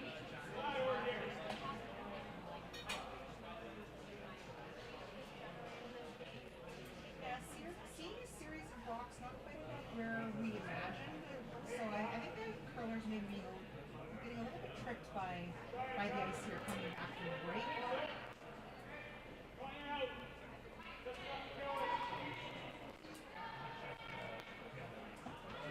So again, the sweeper's indicating that this is a bit heavy.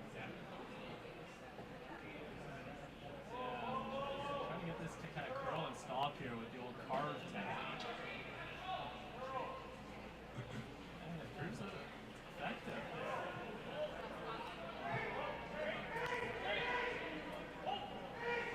So with that little tap, Aaron, I think that was Aaron's voice. I heard him crying. Also with that top blue one now is top rock. We're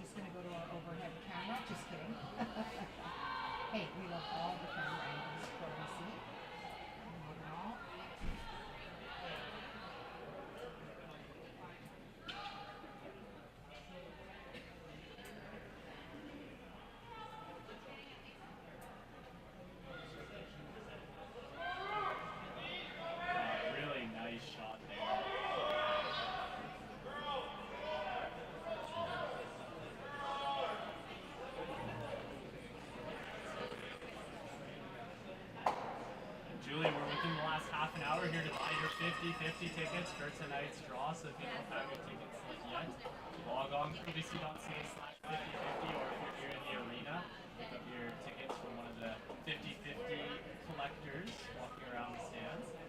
And I just checked the jackpot, and winners taking home over $1,000 now. So we're moving up here, and it's becoming more enticing. I'm telling you, Logan, that looks like sushi and charcuterie at the fifth end rate. If you bring it back to us. That's what I'm talking about. Let's go. And that's just today's jackpot. I think that my notes are correct here. There is a daily for people to draw. That's right. We have five more days of this. So why not buy every day? The odds are you'll win one of them, right? I think that's how Yeah. it works. Yeah. That's right. Yeah. Yeah, exactly.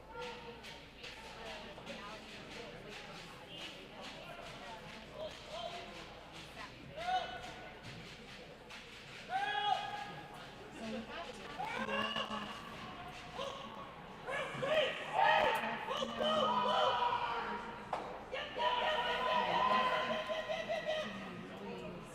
consider moving those blue rocks and then seeing where she can get her shooter moved out of the box.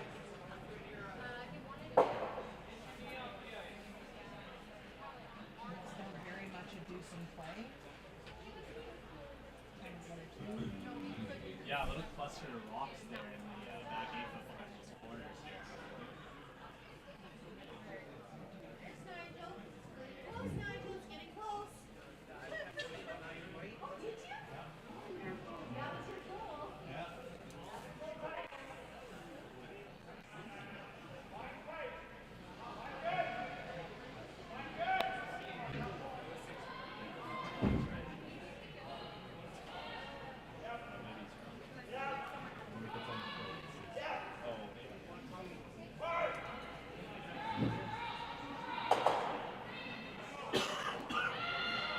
So promising when they're calling off and on, and just a lovely throwing shot. Yeah, as a sweeper hearing the whoa, clean, hard, that's when you know it's close.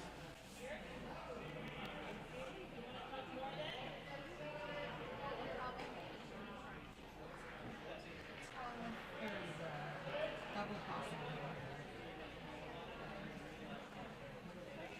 Hard to tell from the angle you're looking at.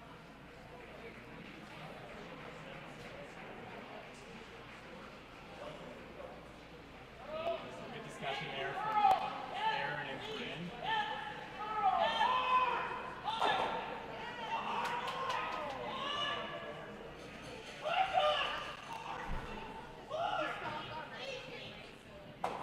So the front end getting in on things here, just taking a walk and fire. It sounds like they want to see for themselves whether the double is a possibility. Logan. Thinking maybe that the risk reward is worth it. Although we'll still have the last walk after this blue rock comes to us.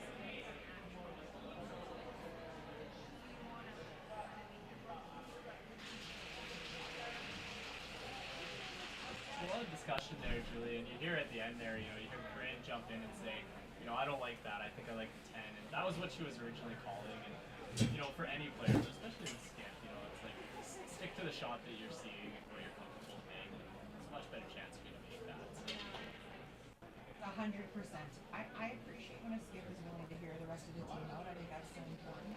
But I also think it's so important that the skip makes the call that they can see, right? That they can see it in their mind, they can feel it. Because if they don't believe in it, you're in trouble.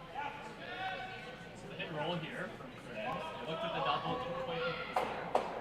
Hit and roll kind of into the side of that.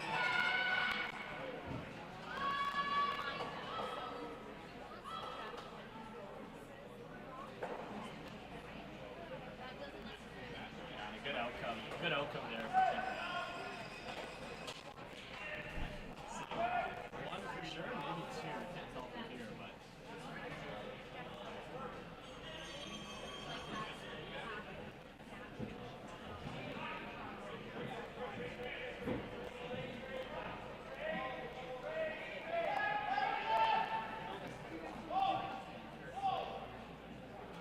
Yeah,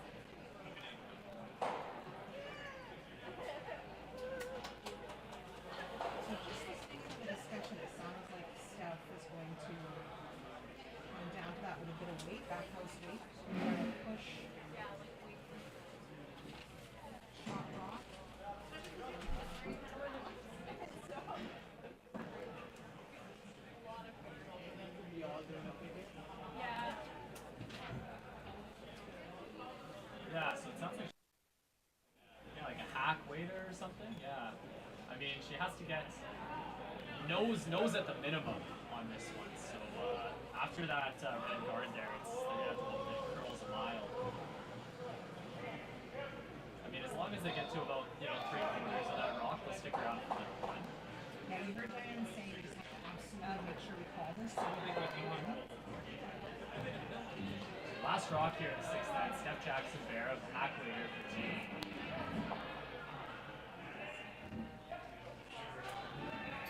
This one's hanging there a little bit, Julie.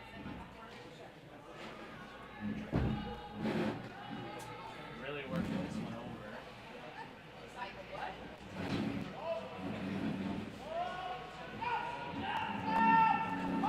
like it's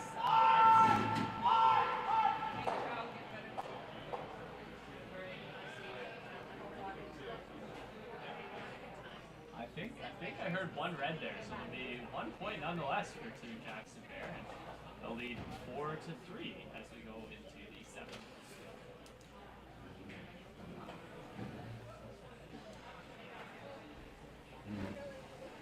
Wow.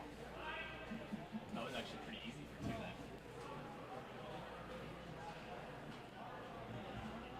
Like if that Yeah, I guess. if that red yeah, stopped, yeah.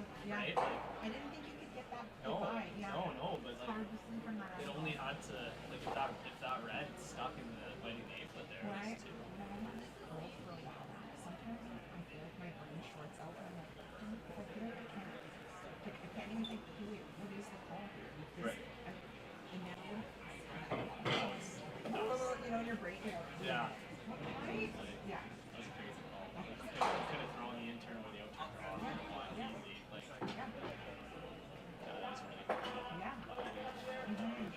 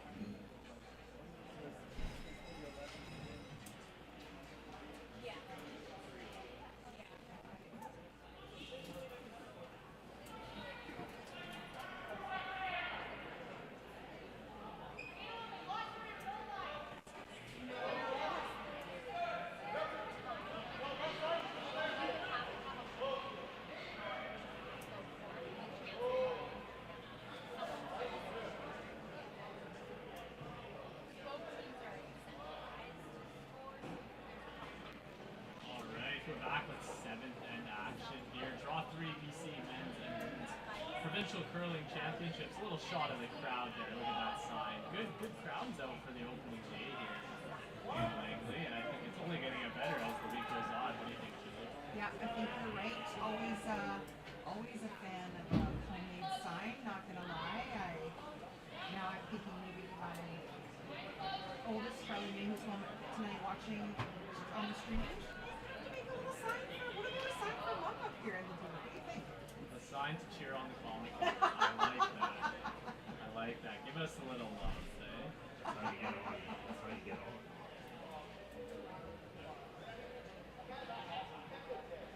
There we are. And while we were away for the in-between end breaks there, we did actually have our first final draw 3 here. It's a women's game on sheet Echo between Team Ryan and Team Athlete. Team Ryan with a fairly commanding victory of a final score of 12-4, and they shook after the sixth inning. X is on the board in the seventh.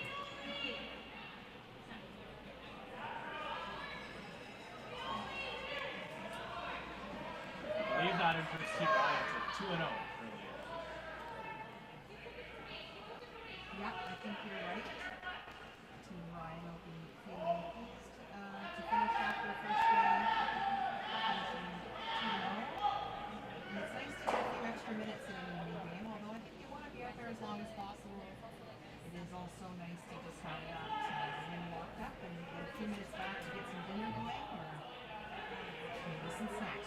who knows? Nonetheless, we'll keep you up to date on all the rest of the sheets here and all our exciting curling action, the BC men's and women's curling championships.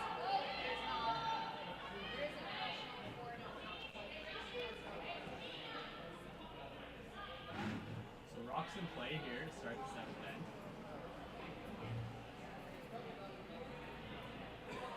The sweeper is kind of put in that position where you're just walking along the rock for a little ways there, hoping for it to curl and come down a bit. Not a bad result.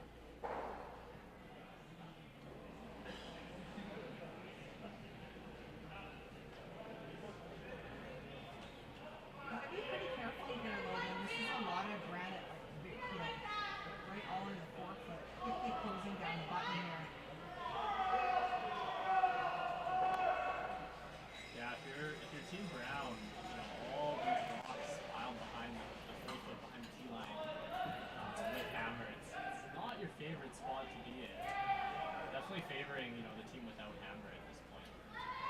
So Corinne calling for Sarah to try to kind of jiggle some of these angles around, move a few rocks.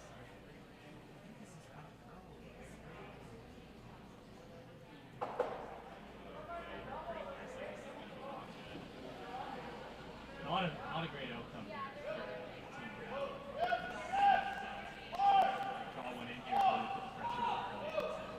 Yeah, and in particular, pretty unlucky how the red rock was left the angle in front of the blue. Like that's a pretty nice spot for Jackson Bear, and so they're really, I think in these shots you have a little opportunity to kind of stick it to them. You want to really take a second and think what's the second shot here? What's the front side of this? And try to make a beauty.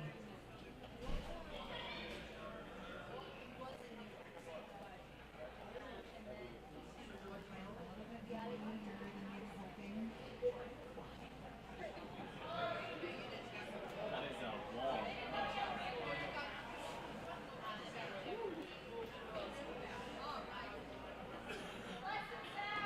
And again, a bit surprising to see a few heavy in a row here.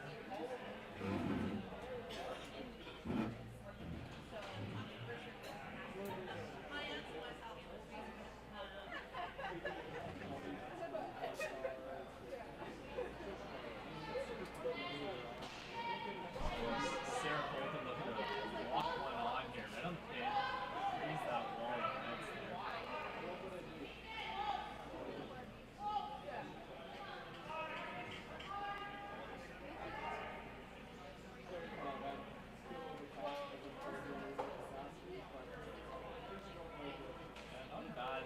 Not a bad outcome there. Didn't quite curl up exactly how they wanted to, but still a good outcome.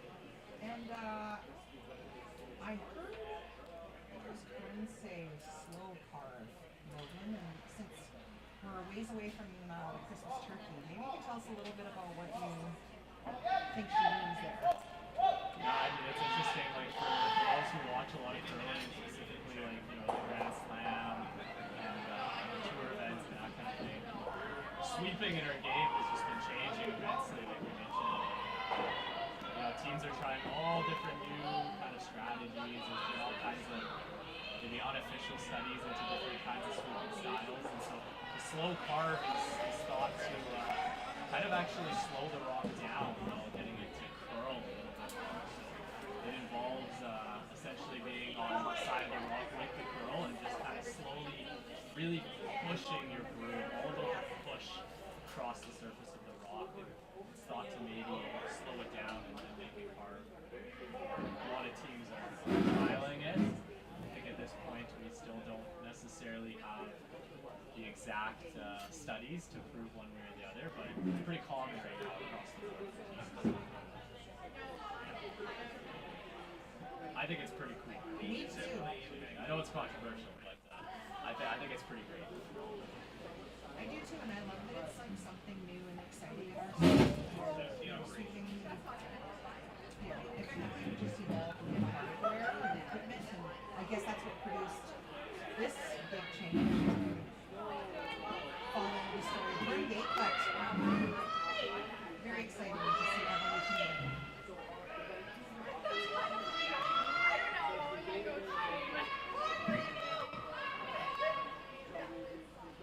sweeping to get this by the guard. And it'll just rub. And again, if that was by, that was a really, really good shot. It just rubbed the guard.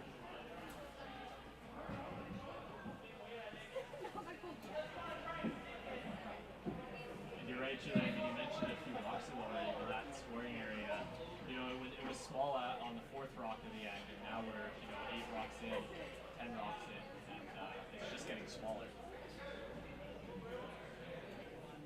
There might be a Yeah, for sure. And it's really a case of like who can get in there on that spot that's not available. And then I'm not sure that rock's going to be winning. Like if you're Jesse, you really want to make the most of this moment.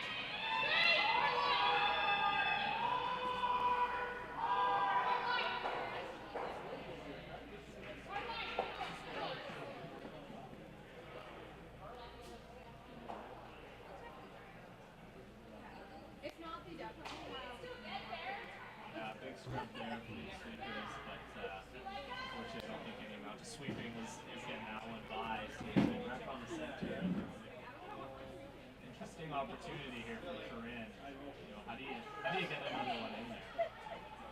Yeah, I mean, are you ever tempted to run that blue that's on the right as we're looking at it into that pocket of red? I guess you're just going to leave the button still for Stephanie to come down to, but I can't help but feel like it'd be tempting to still try to rearrange some of those rocks at the back of the court way. Possibly a case of it's just too late to end it.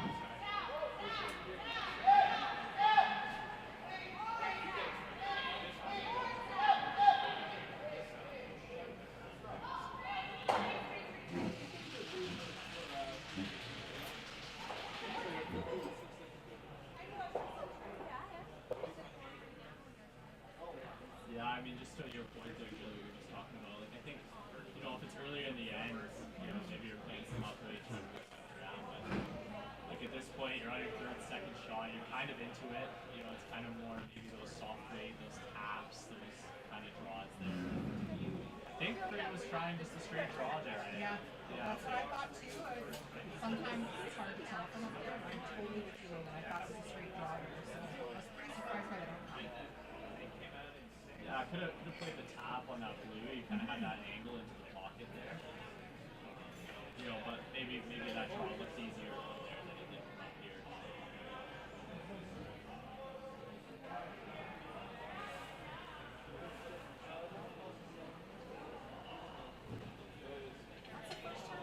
Comment from any of the players on the ice with regards to like a change in ice conditions, so we'll have to be really listening in a little bit. It is getting to the time in the game where we do potentially see a little change in the surface from all the sweeping and sliding and whatnot, so we'll be paying attention.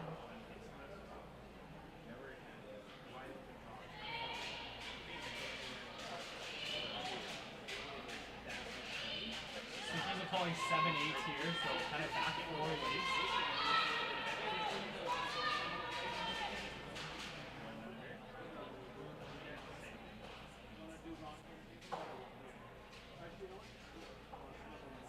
Unfortunately, again in that same spot there, just over curls. Like you say, Julie, we're at that point in the game. Maybe the ice is changing a little. It's also the last draw of the day. Like we've had 3 draws already out here. There's been a lot of fans in and out, a lot of players in and out. And all that change in temperature, the change in all the feet on the ice and that. It can cause some slight changes. Yeah, such a great point. Such a great point.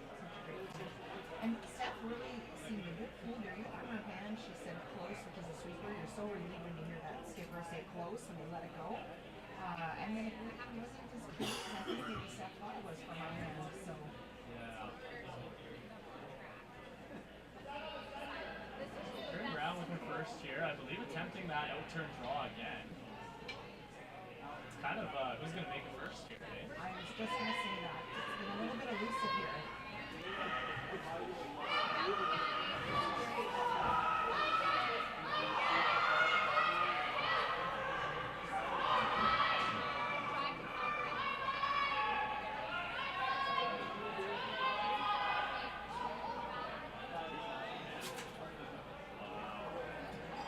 Wow, what a great shot there. You can hear the intensity in crucial that shot was. No I'm, doubt. they were so laser focused and intense that I was tempted to get out there with a broom Logan. I was feeling the motivation. You could just tell it was so close. And great call, and Aaron really again just cueing the sweepers, how close they were, and then reassuring them, okay, we're all on. So just a lovely approach.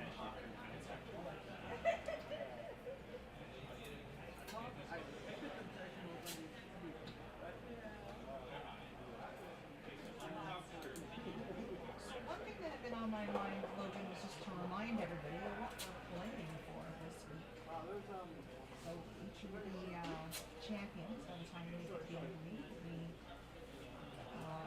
privileged to represent British Columbia on the national stage. So they'll be vying for the women. They're going to be looking to get to the Scotties. I believe that my notes say it's in Thunder Bay, Ontario this year. And then lucky British Columbia is hosting the Briar in Kelowna in March. So the men's team's competing for a chance to wear the BC flag in the Briar.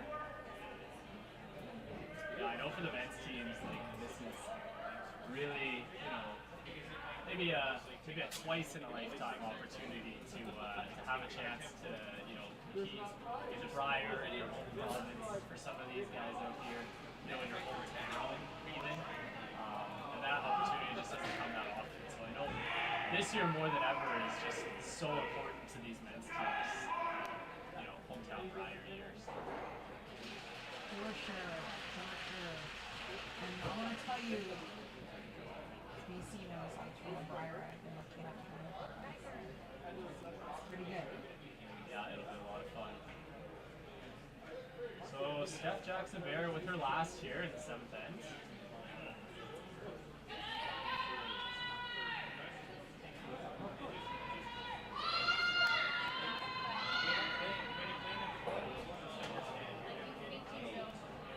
Wreck on the center there.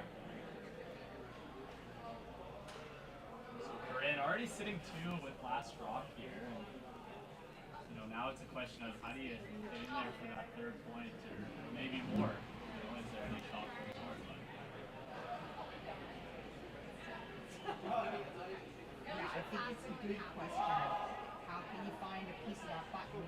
I wonder if we're going to have to slice that blue end. What do you think, Logan? Let's listen in on the discussion.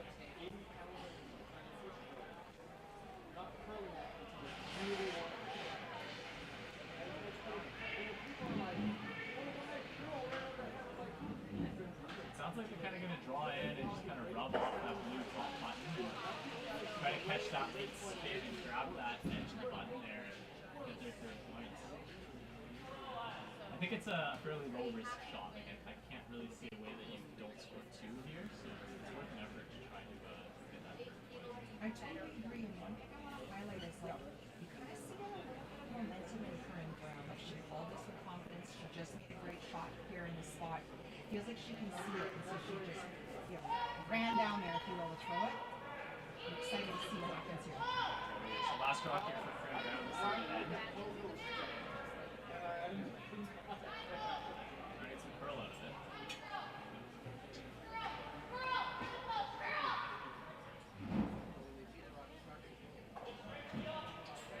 It'll just rub on that red. It'll be 2 blue, 2 for Team Brown. They'll lead 5-4 into the 8th end. Right back.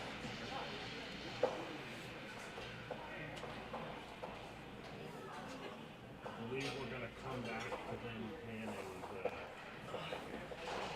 Like here? Oh, so she mentioned the tables. Okay. I was like, I want to mention the tables with the yummy fun snacks. That does not include your further law. It depends, like the for the events. But it doesn't like you don't get more discount if you have more people. Like if you have 8 people at 1,600, 4 people at 800. But like the event pass, the early bird is $80. So it's like more than double the price. How bad do you want to have a table? And I see the food pretty bad. Well, we need you to win the 50-50 so we can get this. Yeah, exactly. I mean that's the And then big heckle difference. John. We're gonna heckle John. Oh. Just throw hot wings at them. seems the price is fine because they seem to all be sold. And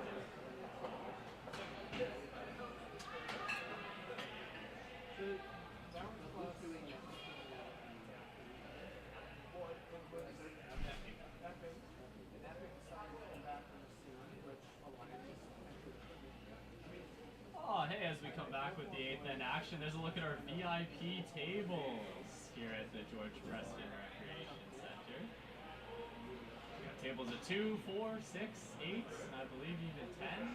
Order food, order drinks, full table service.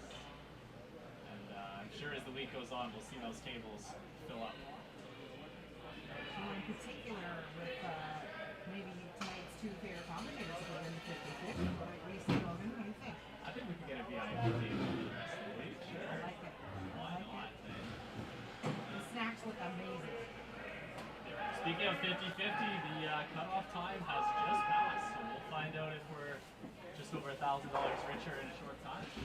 Someone out there will be. Love that for them. And meanwhile, a couple of good shots here to start at the end.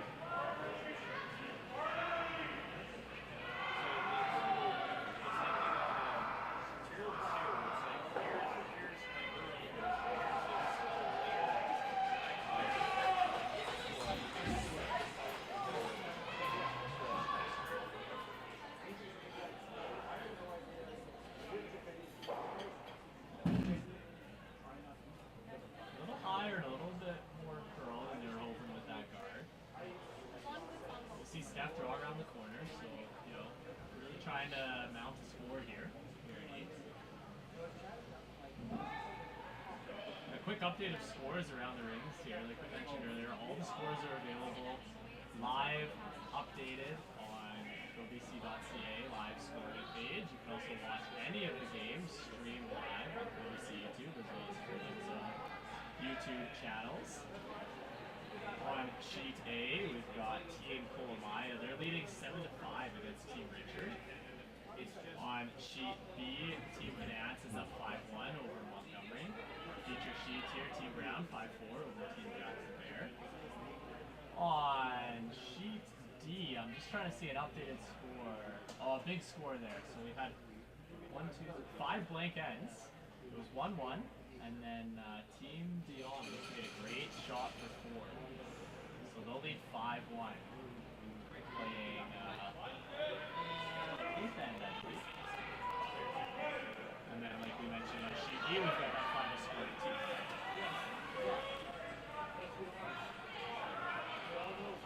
And speaking of all the streaming available on ProBC, a shout out to our totally awesome crew, making sure that you don't miss a minute of the action. How lucky are we in BC to have ProBC featuring all the games so you don't miss a moment of the second.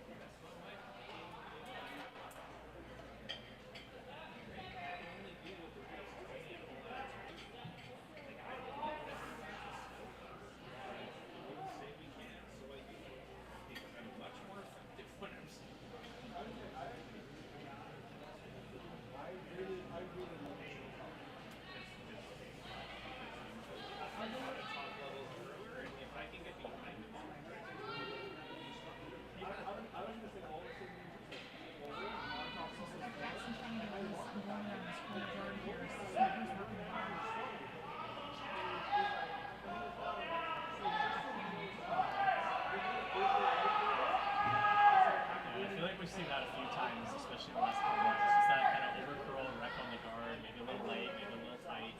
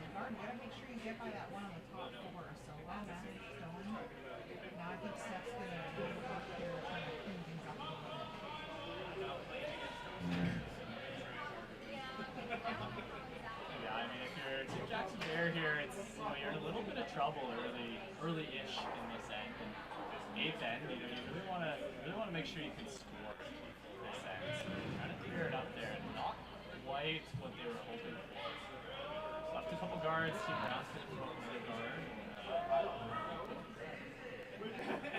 Power in that picking last 12 minutes, you did it twice. At one time, I was pretty sure he was out of the game. One thing I wanted to mention, Julie, is for both of these teams, we're talking about the next step, right? How the winner is going to the Scotties, representing BC. And for both these teams, they know what they're playing for. Like, there's a lot of Scotties experience, a lot of wearing that BC jacket experience between both of these teams. I believe almost all, if not all of these players have been to a Scotties in some form, whether playing on a team or as a fifth with another team. So they know what they're playing for, and I imagine they want it. Yes, such a great call. And I think for us Langley, you want to kind of get there for the first time if you've never been. There's something about knowing what it's like and knowing what you're really playing for, almost playing not to lose that, right? So yeah, such a great call. Oh, really unlucky miss there.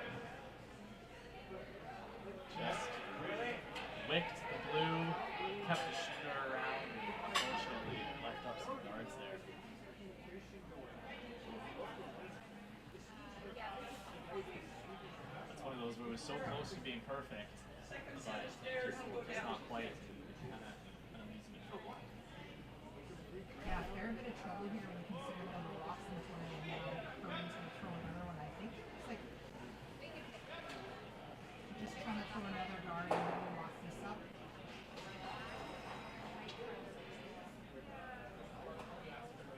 I apologize, I misspoke. I said that Curran had the hammer, but in fact Jackson Bayer has the hammer. Really, Curran Brown making this stuff like hard. I love it.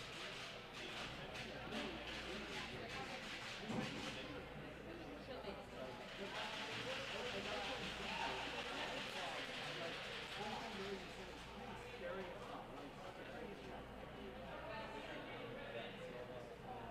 I thought stuff initially indicated freeze on that back blue one, but now we're reassessing what they should do out front. There's a timeout called by Team Jackson Bears. So look at their coach out here. Chris Summers has stepped up and is working with this team this week. And Chris has a significant background in coaching. He is one of our top coaches here in BC. And I think this team's super lucky to have him. So we'll see if we can listen in and hear what they're talking about during this timeout.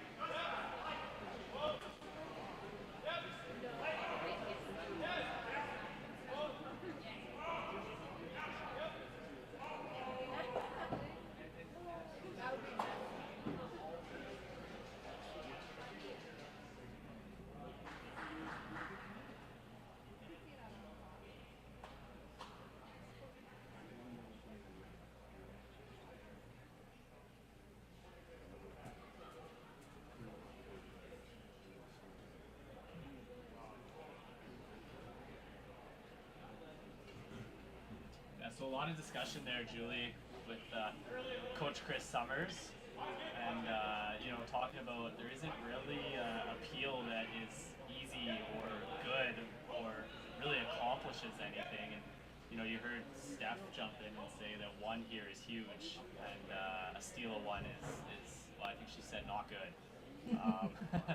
So I think they've decided here to play the draw, kind of freeze that blue back four. 6-shot rock. Nice shot, McCready! Woo! I think that was a pretty productive timeout. I agree, and I really liked Chris's manner in the timeout. He gave the team a chance to make their comments, and then he provided some advice, and then left with a positive note of encouragement. I'm a big fan of that. Oh, and unfortunately this one's coming up light, and that is not going to help Team Jackson there. Yeah, that was one of those tough shots, Logan, where I was thinking as she threw it, like, what's the tolerance here? She couldn't really afford to be heavy and go right by everything, but I think worst case scenario is maybe you crack that, crack it open a little bit. So a bit of a tough outcome to now just have another piece of granite in your way here. Yeah, I mean, as Curlers always like to talk about the tolerance, right? What's the That's right. tolerance? Light, heavy, and then, you know, unfortunately, especially in thirds and skips rocks, sometimes there just really isn't much of a tolerance, and that was kind of one of those shots where heavy was no good and light wasn't really good either. So we'll see Corinne Brown here with her first, trying to basically replicate that same shot that Steph was calling. Maybe a little bit higher though, trying to stay above the tee. I think the body language of the sweepers is promising, hopeful.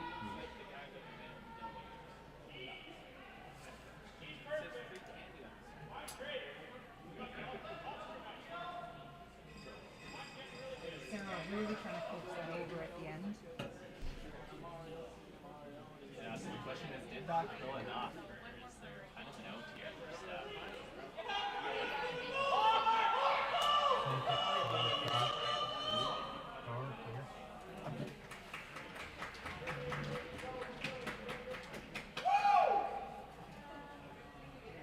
We're having fun. This is curling.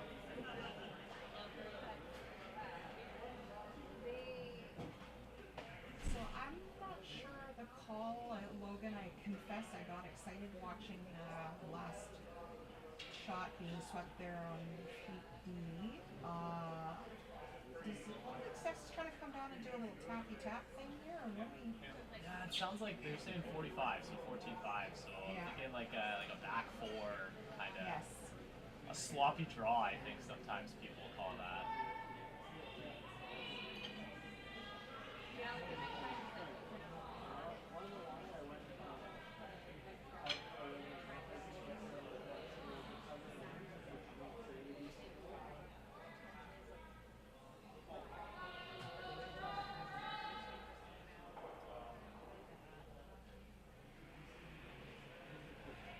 So good weight there. Maybe it didn't quite curl as much as they were hoping. Maybe another half a rock, and I think that's pretty good. Yeah, I thought her weight was really close to what they were hoping for. That rock just did not curl up.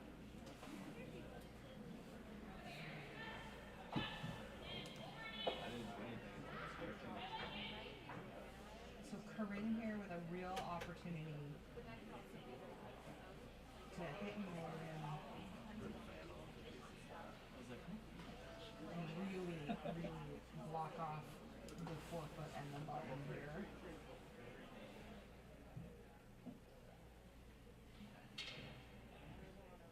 And again, I think the key here when you have an opportunity or a big moment like this is to just make sure you take a second to think through your weight, not get too excited. Think about your tolerance.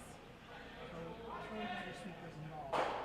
Yeah, both teams with lots of time left on the clock here. 38 minutes of thinking time for each team. Both of them still have around 8 minutes left here for two ends.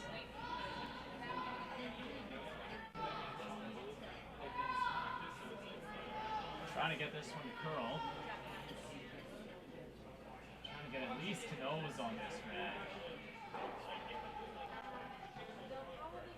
Yeah, and there's the audible there at the end, calling for the roll outside instead of inside to not leave Steph exactly what they left her here, which is a maybe playing the draw. I was gonna say they might have left her an in off or like a hit and roll here, but Yes, well, as they were walking over that stone, I was with you that I thought she was going to indicate the in-off, but draw is a good call too.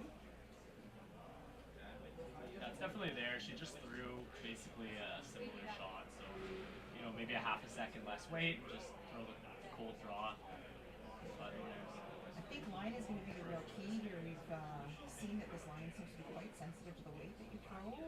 Seeing some just naturally curl the way they expected. So Stephanie with an important touch shot here. So last rock for Team Jackson Bear here in the 8th end. It's a draw against 3, maybe 4.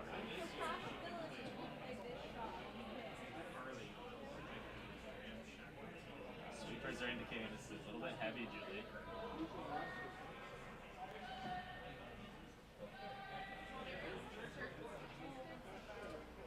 Oh no, and this one just heavier than anticipated.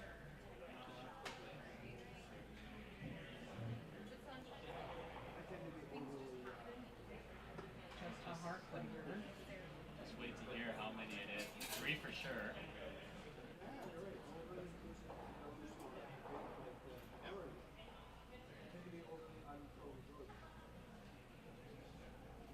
Yeah, that's a big steal of 4 blue for Team Brown, and they'll take a lead of 9-4 here after the 8th end. We'll be back after a quick break.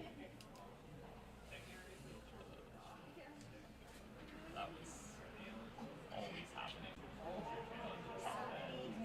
It's just like, it's just getting scarier and scarier and scarier. Oh, that's tough. That's a tough way to lose a game. Really tough way to lose a game. I hate to see that. Oh. Did they shake? Oh, no. Do we switch to the game? Oh, that's it. Okay, nice. Go home. Come back from commercial.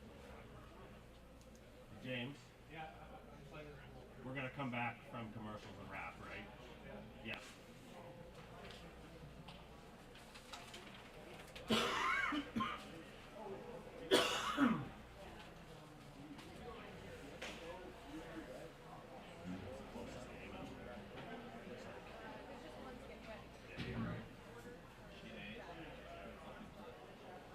No, just tell people to stay on the line and we'll ship them over to All right.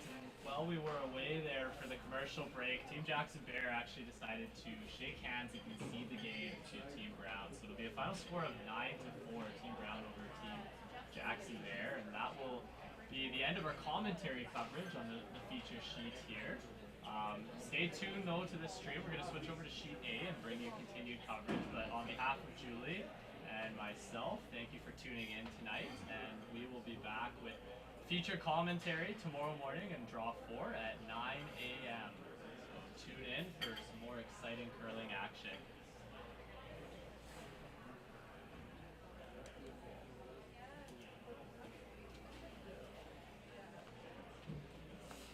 Good job. Sweet. Such an abrupt ending. Yeah, that's I know. I was like, oh, it's over.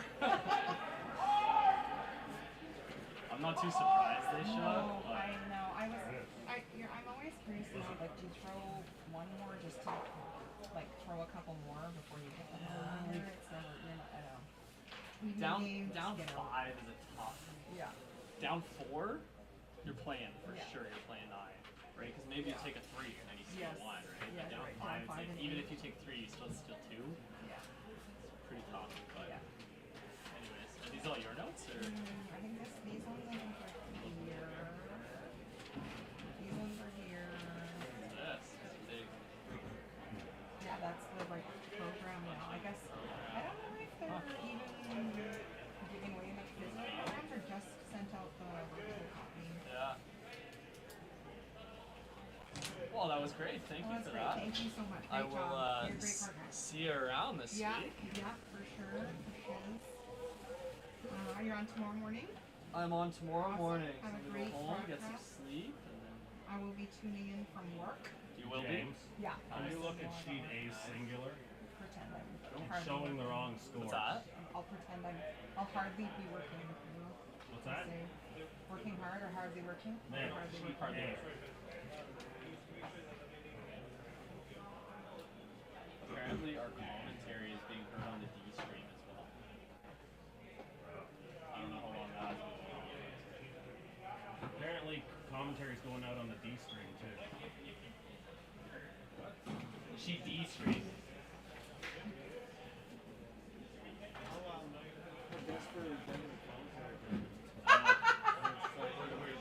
We're Digging low, we're eh? scraping really like long in the barrel. It's like, boy, who can we drag in I here? could probably come up to the 2 o'clock tomorrow if you're like looking for actual talent. Patrick! Hey, you focus on playing out there. Come on now. No, I'm doing my best there right now. I'm shit talking.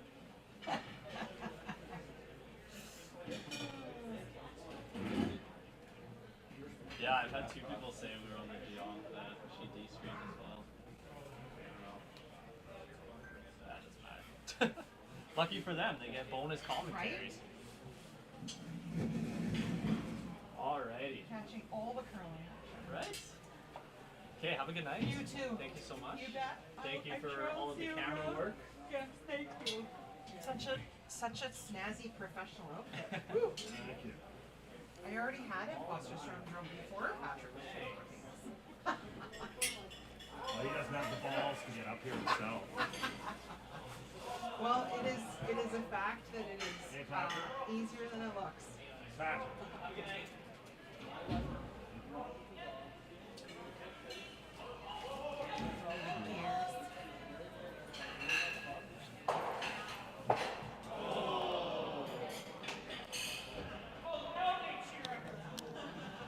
We didn't cheer, we went, oh!